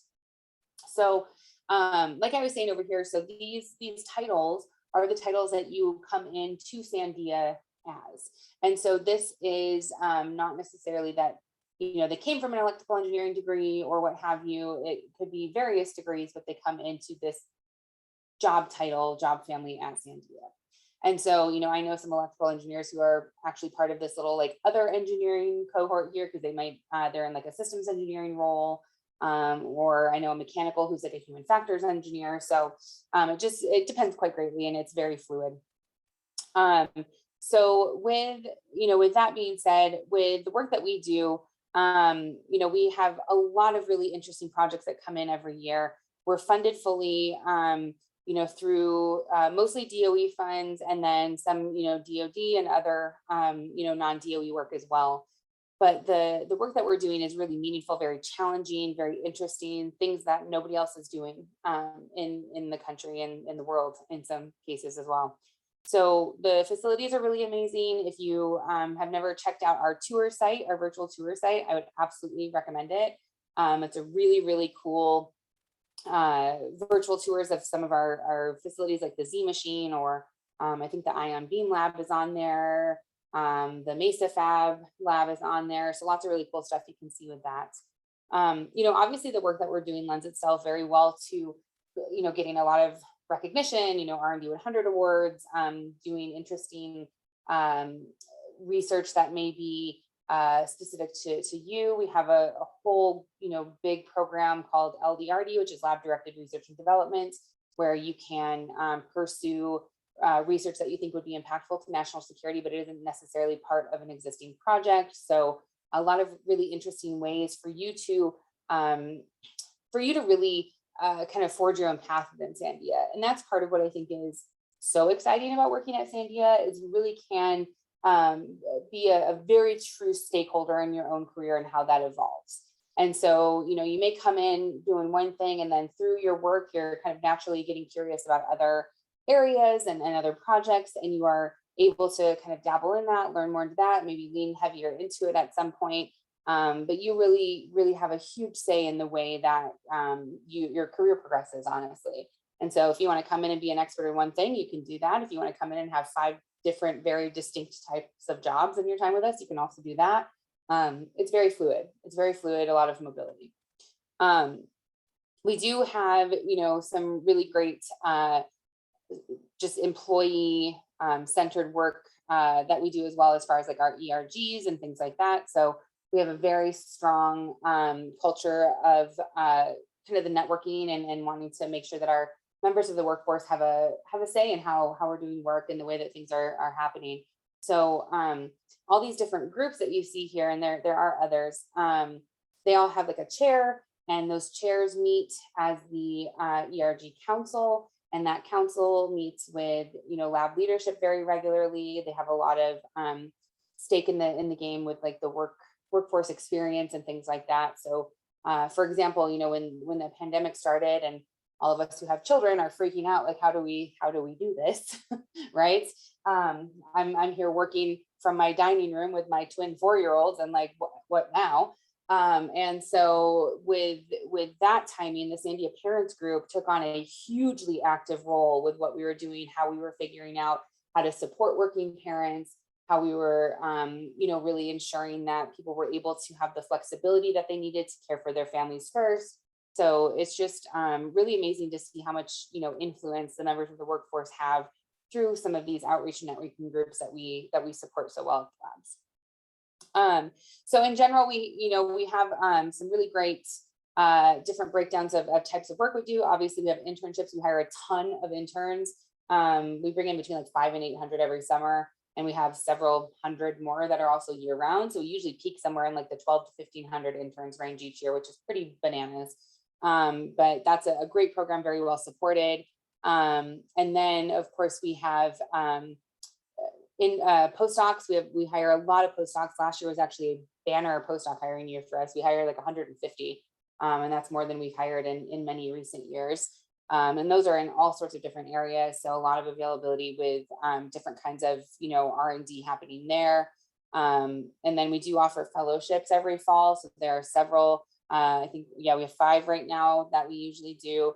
Those are all closed at this point this year, but for next fall, if that's something that you are to potentially be interested in, there's a lot of great information about that as well. And then of course, just full-time regular employment runs the gamut. Any given day you come to our website, you're going to see hundreds of available postings. We work a lot with veterans. We actually have one of my counterparts, recruiting specialist, who is a vet himself, and he works specifically with veterans and does a lot of veteran outreach. He does different national, regional, local type veteran events. So we do a lot of work in this area too. So when you go to our careers site, a couple of things I want to point out here. We've got some really great context that you can check out here. It's just to get more information in different areas, things like that. So students and postdoc site, a veteran site, You can go down into the careers by discipline and really see based on what discipline you're most interested in, the types of projects that you may see, or the types of skills they're looking for in those areas currently. And then of course, just into our career portal, where you can actually look at the open jobs on any given day.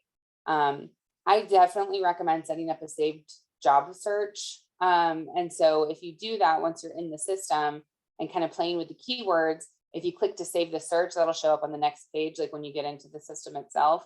There's a little button that says save search. You click that, it'll email you whenever new postings go up that meet your search criteria. And so that just really helps you stay apprised to all the new things that are coming up, because honestly, our posting cycle is pretty continuous.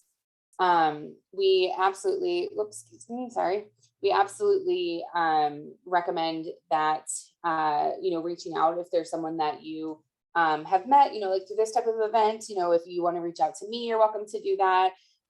You're just kind of let them know that you've applied, kind of what you're looking at, if you have any questions about the roles, because our job postings can be a bit vague. I mean, based on the nature of what we do, right? A lot of our work is classified. So our biggest recruiting challenge, you're going to do really cool stuff. We just kind of can't tell you what it is until you've worked for us for 6 months already and finally get your clearance maybe. And so it's kind of a weird place to be sometimes. So, my advice is, if you're looking at a job and you think that it's relevant, even if it maybe is a little bit vague, I would apply for it. And if there's more than one, absolutely apply to more than one. The way that our system works, the manager can only see your application if you have applied to their job. Therefore, the more relevant managers you get your information in front of, I think the better chance you have of making the correct match. So those are the big things that I wanted to cover. And I do want to go back just to that QR code really quick, so you can have that if you want to, be part of our talent database. And I will drop the link in the chat that you can follow as well. And then if you have any questions, obviously I will have a breakout room that you are welcome to come and chat with me in as well. So thank you for giving me a few minutes to just tell you about Sandia. Great, thank you, Nicole. So hopefully you got that QR code. You can get that in the breakout room. One thing that I want to ask, and this is a question we get frequently with some of our boomerangers, they apply to a position through Sandia, they don't hear back. Or what is the time frame for them to hear back? And what is the mechanism that they should follow up with someone? So what you're saying is that there's so many different managers and so many different projects that when you apply to a position, it's only going to go to that specific route. So how do they follow up with that specific position? And then how many positions can they apply for? You can apply to as many as are relevant to you and interesting to you. I mean, don't throw spaghetti at the wall just to see what sticks. It needs to be something that is within your wheelhouse, obviously, and you feel like you can truly do. But if there's 5 of those, apply to 5. If you're an intern, if there's 10 internships, because those tend to be a little bit more similarly linked, apply to 10. And that's absolutely fine. So, and as far as like the timeline goes, it can vary quite a bit. It's really hard to give a blanket answer to that, because every manager does really manage their own posting. And so some managers are kind of work through their applicant pool quicker than others. And some managers are also more communicative than others. And so, when I'm talking to the different students I meet on campus or different events like this, I always tell them if they want a kind of a status update or something like that, they can reach out to me and just say, hey, I applied to XYZ job. I would just love to know kind of where they're at with that. Because again, we're working on this. We're trying to be better about this as an organization. It's a bit of a cultural shift there. But not every manager is quite as communicative throughout that entire process. And so I am always happy to just kind of try to bridge that gap where possible and let you know, like, oh, it looks like they've started interviewing, or it looks like they haven't reviewed candidates yet, and just kind of help kind of fill in those gaps, because it varies quite a bit manager to manager, quite honestly.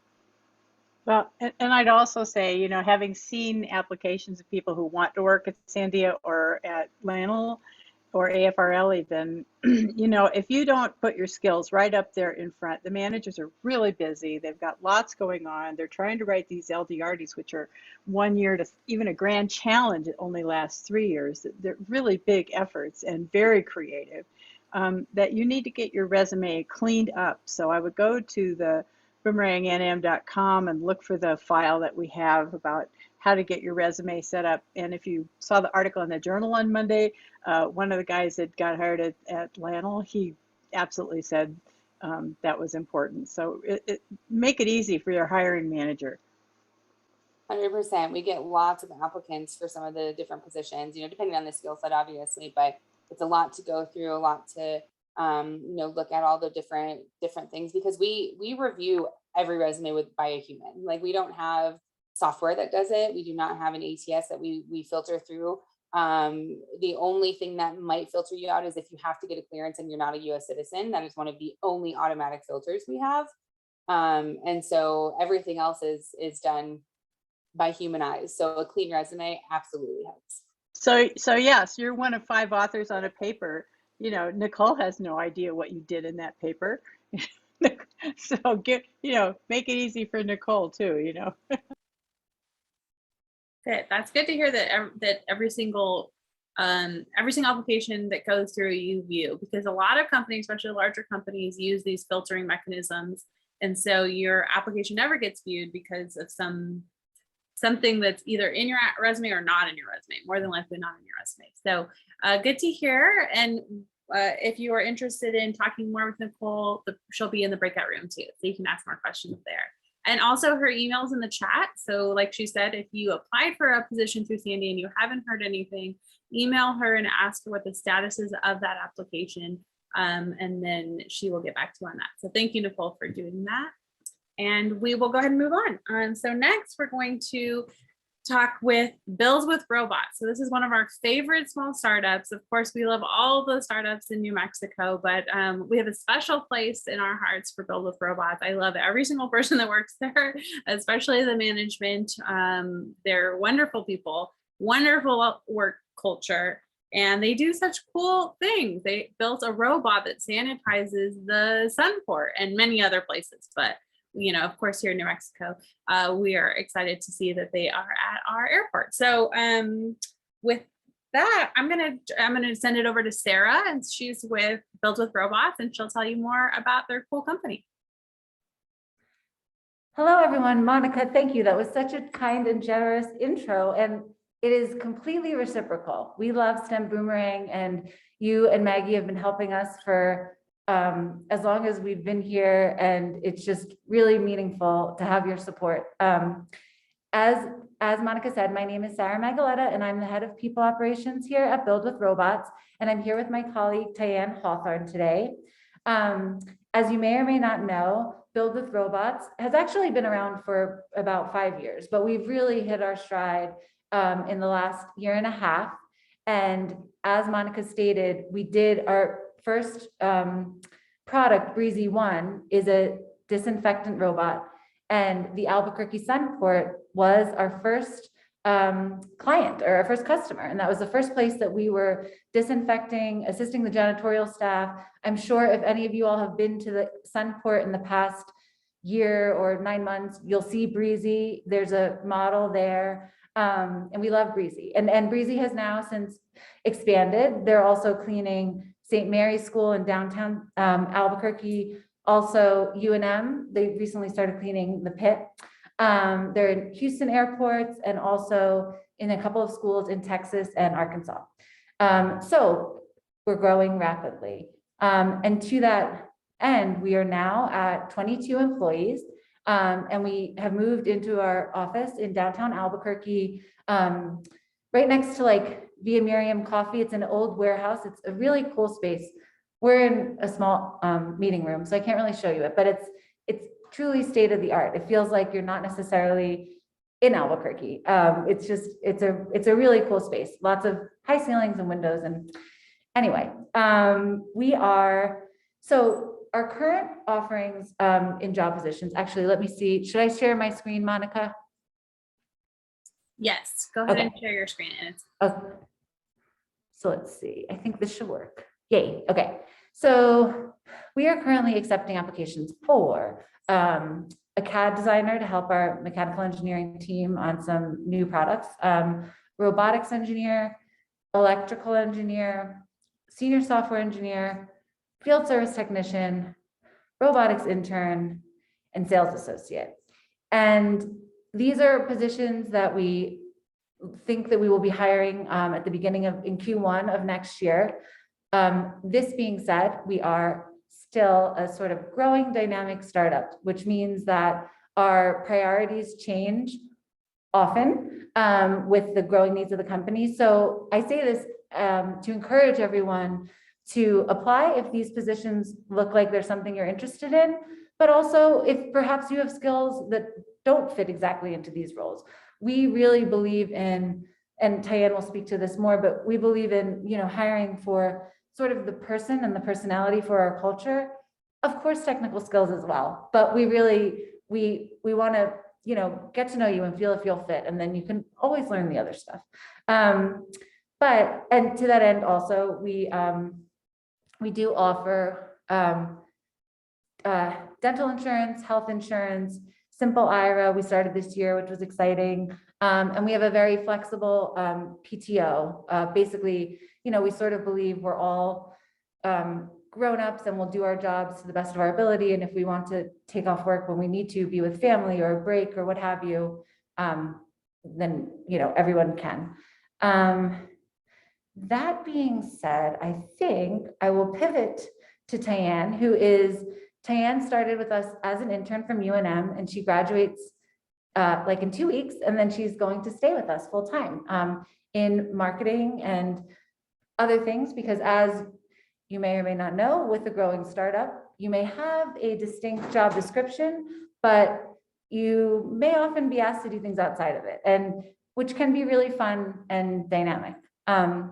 So I will pass it over to Tyann to talk a little bit about our culture or what it's like to work here.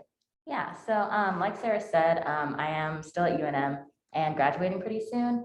And I honestly wasn't planning on staying in New Mexico. And I know that that's kind of the goal of this, is to get people to stay in New Mexico, and it's working. So I got this internship at Build with Robots, and it's been super, super great. I love working here.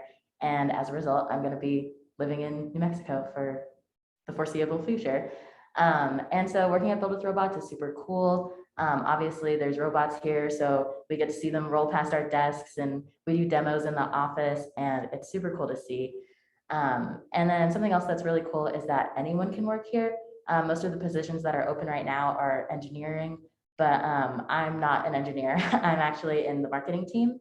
And so it's like a really cool opportunity for me, because I didn't think that I was going to work at a robotics company, and now I do. And it's super, super fun.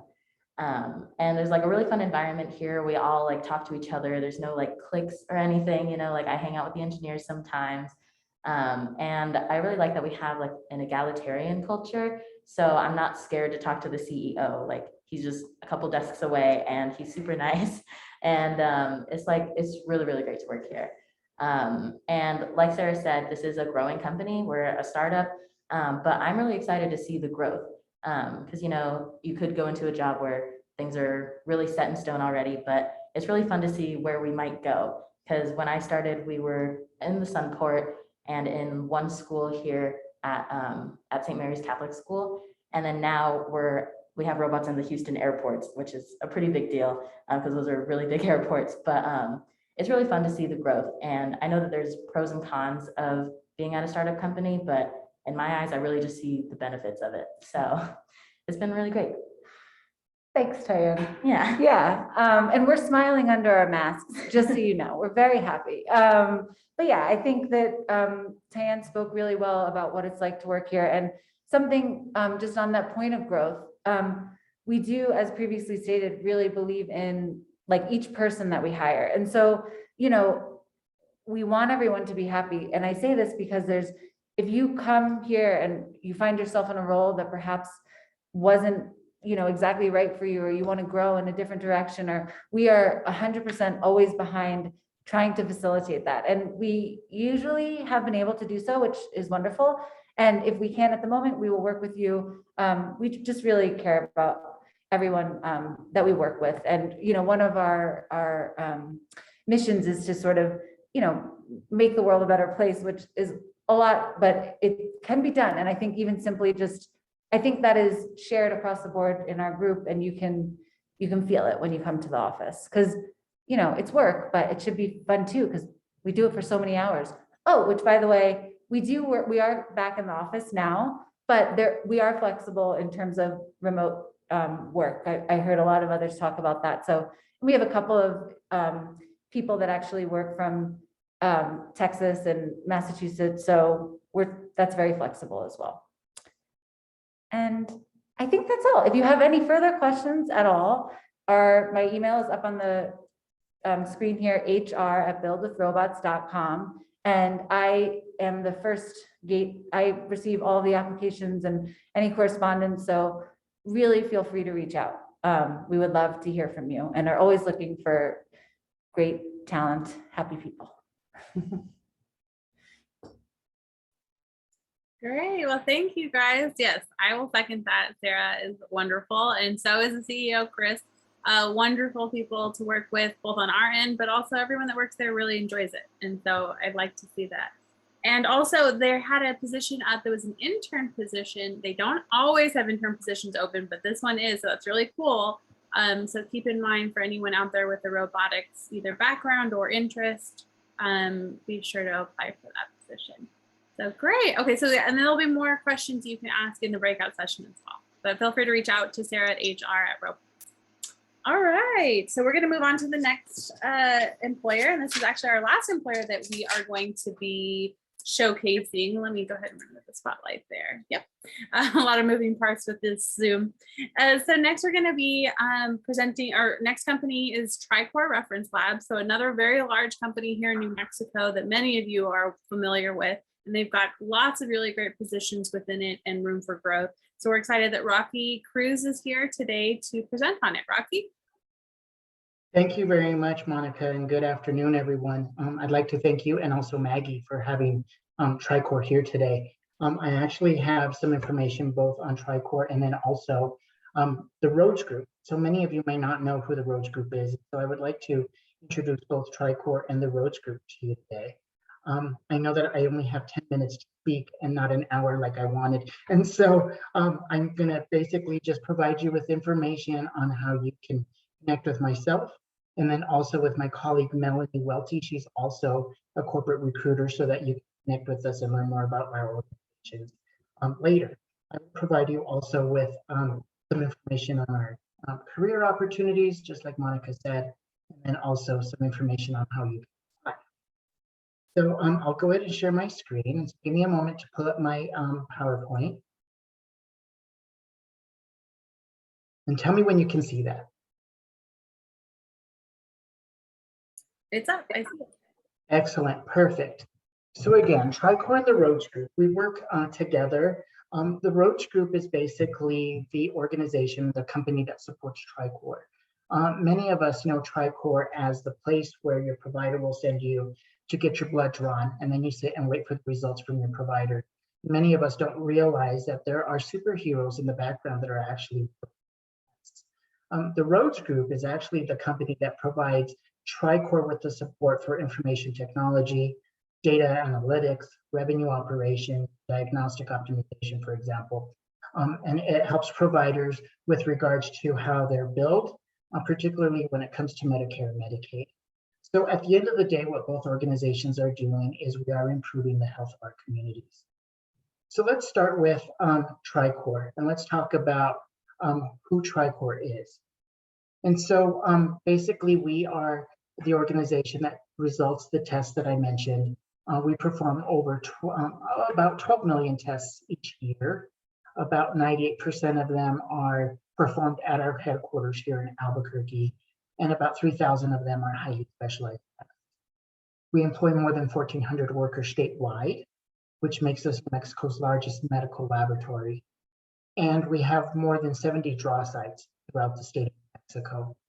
We utilize the latest technology and highest quality instrumentation in all of our facilities.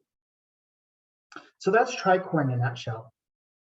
The Rhodes Group is a healthcare company that brings together software, clinical, financial, and operational expertise to support Tricor. We were founded in 2000, but acquired by Tricor in 2015. Rhodes Group employs approximately 140 workers, and Rhodes Group revolutionizes the role of Tricor in healthcare, provides innovative solutions to enhance patient experience, and it optimizes Tricor's core lab business. As I was listening to Missy's presentation, it reminded me how closely Tricor works with Presbyterian. and how the Rhodes Group works closely with Presbyterian with regards to our information technology and data analytics. So for example, Tricor also uses Epic, and Missy explained that in her presentation. So as with any other organization, Tricor and Rhodes Group has a vision, it has a organizational values and a mission. But notice who is at the forefront of these. It's the employees, right? And as someone else said, our employees are our biggest asset. And so without you considering employment at Tricor and the Rhodes Group, we wouldn't be. Let's talk a little bit about job opportunities that are available at Tricor. And these are just a handful. So we have clinical lab assistants, which are basically the phlebotomists, those that are actually drawing blood and collecting samples. We have laboratory assistants. Our laboratory assistants are very important to the role in clinical lab science, because these are the individuals that are actually serving as another set of hands or another set of eyes with regards to the testing that's being conducted by the medical laboratory technicians and medical laboratory scientists, as well as the clinical lab technologist position. The nice thing about these opportunities is that in many cases, there is no previous experience required. And so in a moment, I'm going to show you how to actually apply for jobs. And I'm also going to explain to you that when you go onto the website and you look at the individual postings, you'll see exactly the minimum qualifications. You'll see what is required in order to qualify for these jobs. We also have some lab manager and lab supervisor positions available right now. So if you've ever dreamed of being the lab manager at University Hospital, this might be your time. And then also, we have some HR positions available to you. That I would highlight them in red because selfishly, we could use the support in HR, which is the department that I work in. So for example, if you want to work on my team, you may want to consider becoming a recruitment specialist. So just keep that in mind. And as you look at the website, you'll see that there's so many opportunities for you to consider at Tricor. I want to talk a little bit about the different locations that we have available. And again, this is just a handful. If you're interested in working for Tricor, you might consider working in Socorro, Roswell, Las Cruces, Tucumcari, Espanola, Rio Rancho. We have a couple of different locations there, such as the Rust Presbyterian location, and also UNM Sandoval Regional Medical Center. So again, as someone else mentioned, we do have many opportunities to work in New Mexico, right? We want individuals to stay and consider all of the different options that are available here. Let's take a look at some of the technology careers that are available at the Rhodes Group. So for example, we have opportunities for network engineers, software engineers, system administrators, desktop engineers, and support analysts. At the Rhodes Group, we also have our revenue operations department, which is basically our billing office. And in the billing office, you might find some research specialist positions that are available, billing office clerks, medical claims specialists, and apprentice jobs. And so what I'd like to say about both Tricor and the Rhodes Group is that we oftentimes have opportunities where you can be trained on the job, get paid to actually grow within the organization and to learn a skill set that's based on your previous experience or maybe a passion that you've had. So we do have some apprentice positions both at Tricor and Rhodes Group. And then we also have medical data entry specialist positions that are available right now. Our website is updated every day. You will see that we have new positions posted as individuals are promoted into other departments or transferring to other departments within Tricor and Rhodes Group. So I encourage you to visit our websites frequently. I'd like to share with you a little bit about how you can apply for various jobs. But before that, I'd like to talk with you a little bit about benefits. So as a full-time employee or an employee working more than 20 hours per week, you would be eligible for dental, vision, and medical insurance. We have a very robust 401k retirement plan. We have a lucrative paid time off plan, PTO, and 8 paid holidays per year. So we do observe our primary holidays, but we also observe Martin Luther King Day, and we also observe the day after Thanksgiving. as a paid holiday. We offer shift differential and premium pay. So for example, if you're working at night or on the weekend, you can earn anywhere between 10 and 20% more above your base pay rate. So keep that in mind. We have what's called EIB, Extended Illness Benefit. It's similar to short-term disability. We also offer tuition reimbursement and degree incentives for relevant coursework. This is one of my favorite benefits that Tricor offers, because say you join the organization and then you decide to continue your education in a job that in a curriculum that's relevant to what we do at Tricor and the Rhodes Group. You may be eligible for tuition reimbursement and degree incentives. We offer internal classes supporting continuing education, and we have a really robust wellness program as well. Also, many of our employees take advantage of our online and mobile employee perks program. So it's an app that you can download and you can get discounts for automotive services, dining and food, entertainment and recreation, cell phone and mobile devices, and so on and so forth, shopping and movies. So these are just some of the benefits that are available to you when you come work with us at Tricor and the Rhodes Group. So now let's talk a little bit about how you can actually apply. And let's go ahead and start with Tricor first. So our web address is tricor.org. What you want to do is you want to locate the careers page at the top of the website, and then it will draw you to the section right here. And so the red arrow shows you where you click on this button that's going to open up a screen that looks like this, like the screen on the slot on the right hand side here.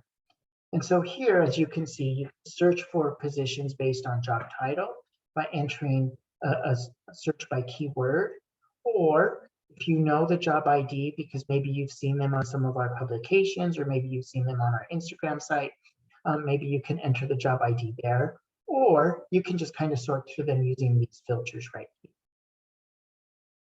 Once you've done that, then you'll see a list of different positions that populate, such as the screen that you see up right now. So as you can see on this screen, it has the title of the position that's available. So for example, this very first one says Clinical Lab Assistant Phlebotomist. This particular position is available in Clovis at the PRMC Hospital Lab. And you can see that it identifies the shift days and hours for this particular position. So this one is Friday through Tuesday, 3 a.m. to 11:30. So I recommend that you take a look at what these positions are and apply only for those jobs that you're available for. Also, when you click on the link, these job titles is where it will open up a screen, and there you can see what the minimum qualifications are for each job. There you'll see whether or not it requires previous experience and how much education is required. So that's Tricor. Next, we have the Rhodes Group. And so the way you can apply for jobs on the Rhodes Group is by finding the careers page by clicking or hovering over the company tab at the very top. Then it's going to open up the opportunity for you to click on careers, and then it's going to open up a screen like the one here on the right. And very similar to Tricor is where you'll see a list of the different jobs that are open. It also includes the various locations, and it also includes the various shift hours. With the Rhodes Group, there are opportunities to work remotely. Many of our IT positions do offer the opportunity to work remote, and so there's that. And then also there's opportunities to work in hybrid models as well. So keep that in mind as you're applying for jobs at Tricor and Rhodes Group. I'd like to share the contact information for my colleague, Melanie Welty. She, like I said, is also another corporate recruiter. Her phone numbers are listed and her email address is listed as well. My contact information is also on this screen. And I'd like to encourage you to follow us at Tricor Jobs. We're on the socials, we're on social media, Instagram, and also Twitter. We also have a linked account, which is Tricor Reference Laboratories. So we'd love if you'd follow us. We'd love if you ask questions by either calling us, emailing us, or sending us an instant message, a direct message on social media. So I'll give you a moment to take these numbers down if you'd like, or maybe you can take a picture of it with your phone. And then what I'll do next is I will transition to a screen where it has the links to our website. Again, I knew that time was limited, and so I wanted to provide you with our contact information so that you can reach out to Melanie and myself if you want to have individualized conversations, ask us questions about what your background and what your degree might, how it can contribute to our organizations and what we do to support you in your career goals and objectives.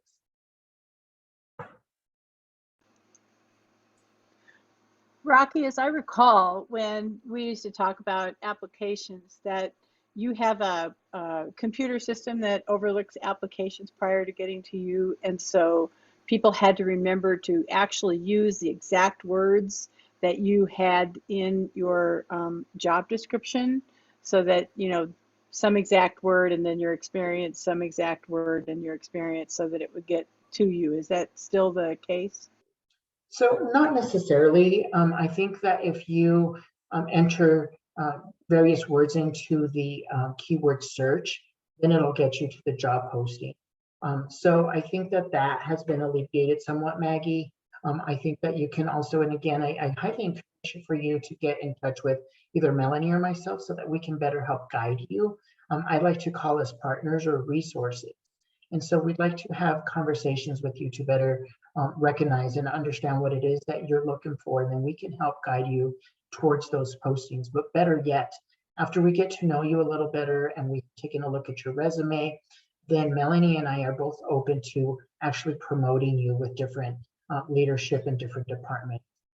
Oftentimes, there's going to be a large pool of people, right? There is competition for these positions, and you're one person out of several that are looking for an opportunity for this job. So what I'd love for you to do is give us a call, send us an email, send us a text message, let us know that we met here today. We'll make an opportunity to speak with you individually, and then chances are we can work on your behalf to help you get recognized, to help your application get recognized with the hiring manager.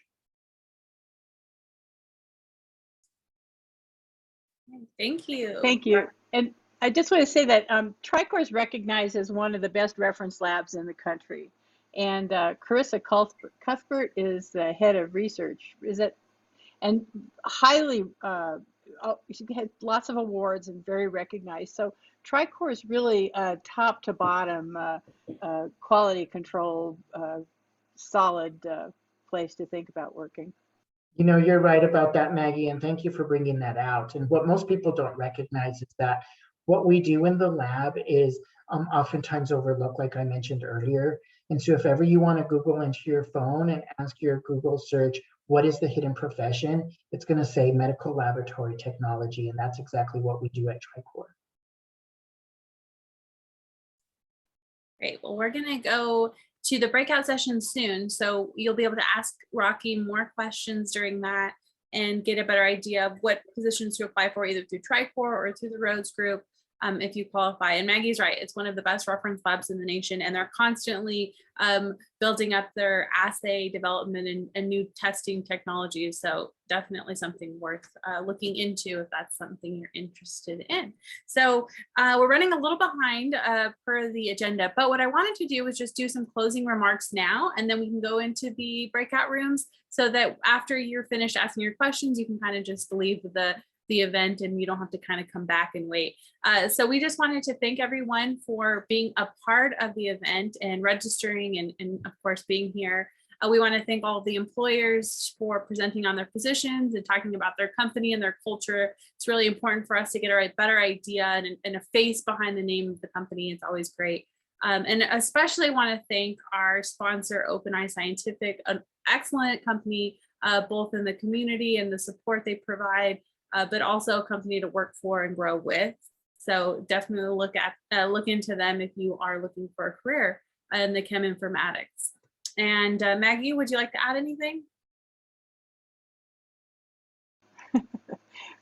Well, I just, thank everybody for coming. I really would suggest that you take a look. I think Monica put up the link to our resume file that we put up to help you. We have found that one-on-one working with you is better typically than you reading something from us, but whatever it is, we really want you to put your best foot forward. We see people all the time who are qualified for many high-level jobs who would never get them based on their resumes that they have. And so please, if you need some help or advice or something, get a hold of us, because it takes like an hour and a half, and it can open up a lot of opportunities for you. So anyway, thanks a lot. I really always have a great time listening to all the different opportunities that we have here. Our companies that STEM Boomerang works with, we guarantee are great companies. So that's where we stand on it, and really enjoy the science and engineering that is happening around New Mexico, and just a solid talent and innovation is exciting. So thank you for joining us. Yeah, very exciting. We're happy you're all here. I just wanted to close out by saying that we will be sending out a post-event survey. It'll be just a few questions emailed to you. But in that survey, you're going to click on the employer that you are interested in sending your resume to. And so that resume will be what you uploaded when you filled out a profile at our www.boomerang-nm.com. So in that, you fill out a quick 4-minute profile, your name, your email address, your degree, where you went to school. In that, you'll upload your resume. That is the resume from our database that we will send to them. So if you haven't done that already, please do that so that we have a resume to send them, and also fill out that survey.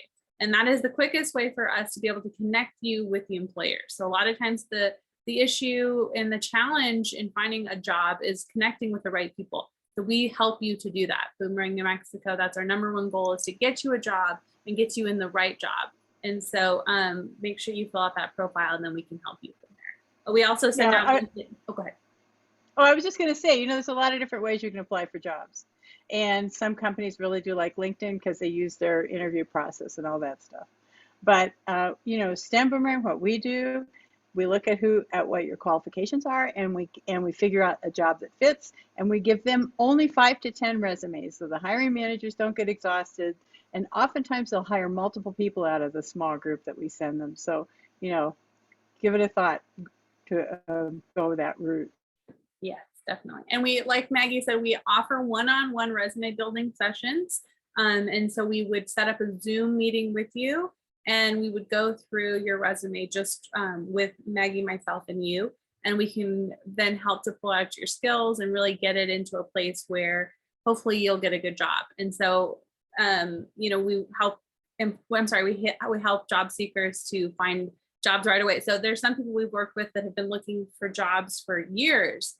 We help get their resume into shape and really to a place where a hiring manager can look at it and say, yes, this is the right candidate for the job. And then they were able to get the job really quickly. So just a shameless plug for us. We always help, and that's what our goal is. And we have and see a lot of resumes. So hopefully we can help with yours. So don't hesitate to reach out, info@stemboomerang.org.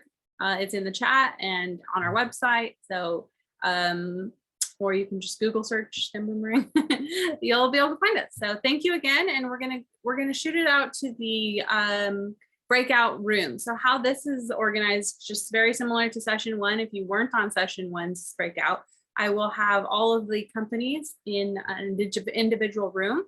So once that breakout room is activated, just click on the company you would like to go to, and then you'll be into that room. We will also have Los Alamos National Labs on this one as well. There was a few people that were interested in hearing from them again. So we'll have 6 breakout rooms, and feel free to jump around. So you can go back into the main session where myself and Maggie will be, then head back into another room. And that is cool. Also, if you can, turn your cameras on during the breakout, and actually ask questions. They want to know who you are. So please feel free to go and say, I do this, and I'm really interested in that, and just take advantage of this. It's a great opportunity. It is, yeah. You only get a few minutes, and you only get one chance to make a first impression, and they're going to remember you because of your face and your name. It comes together. It's just easier for people. So yes, Maggie's right. But again, thank you so much, and we appreciate everyone, and we hope you have a wonderful holiday. So enjoy the breakout rooms, and we'll see you soon. And give me 1 minute to get all the rooms together. If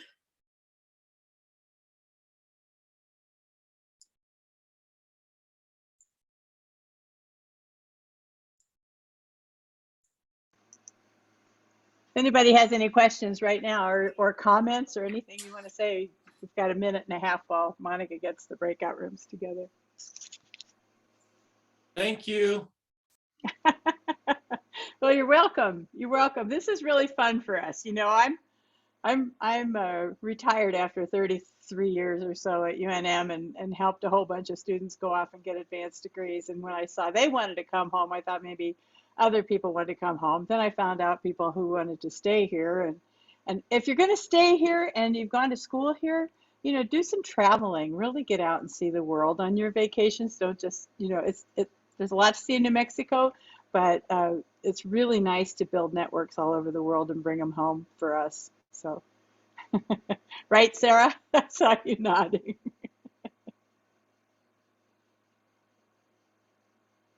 So the breakout rooms are set. You just have to click on the room you're interested in and it'll take you there. And if you have any problems with that, you can just let me know, unmute yourself or put it into the chat and I'll help you.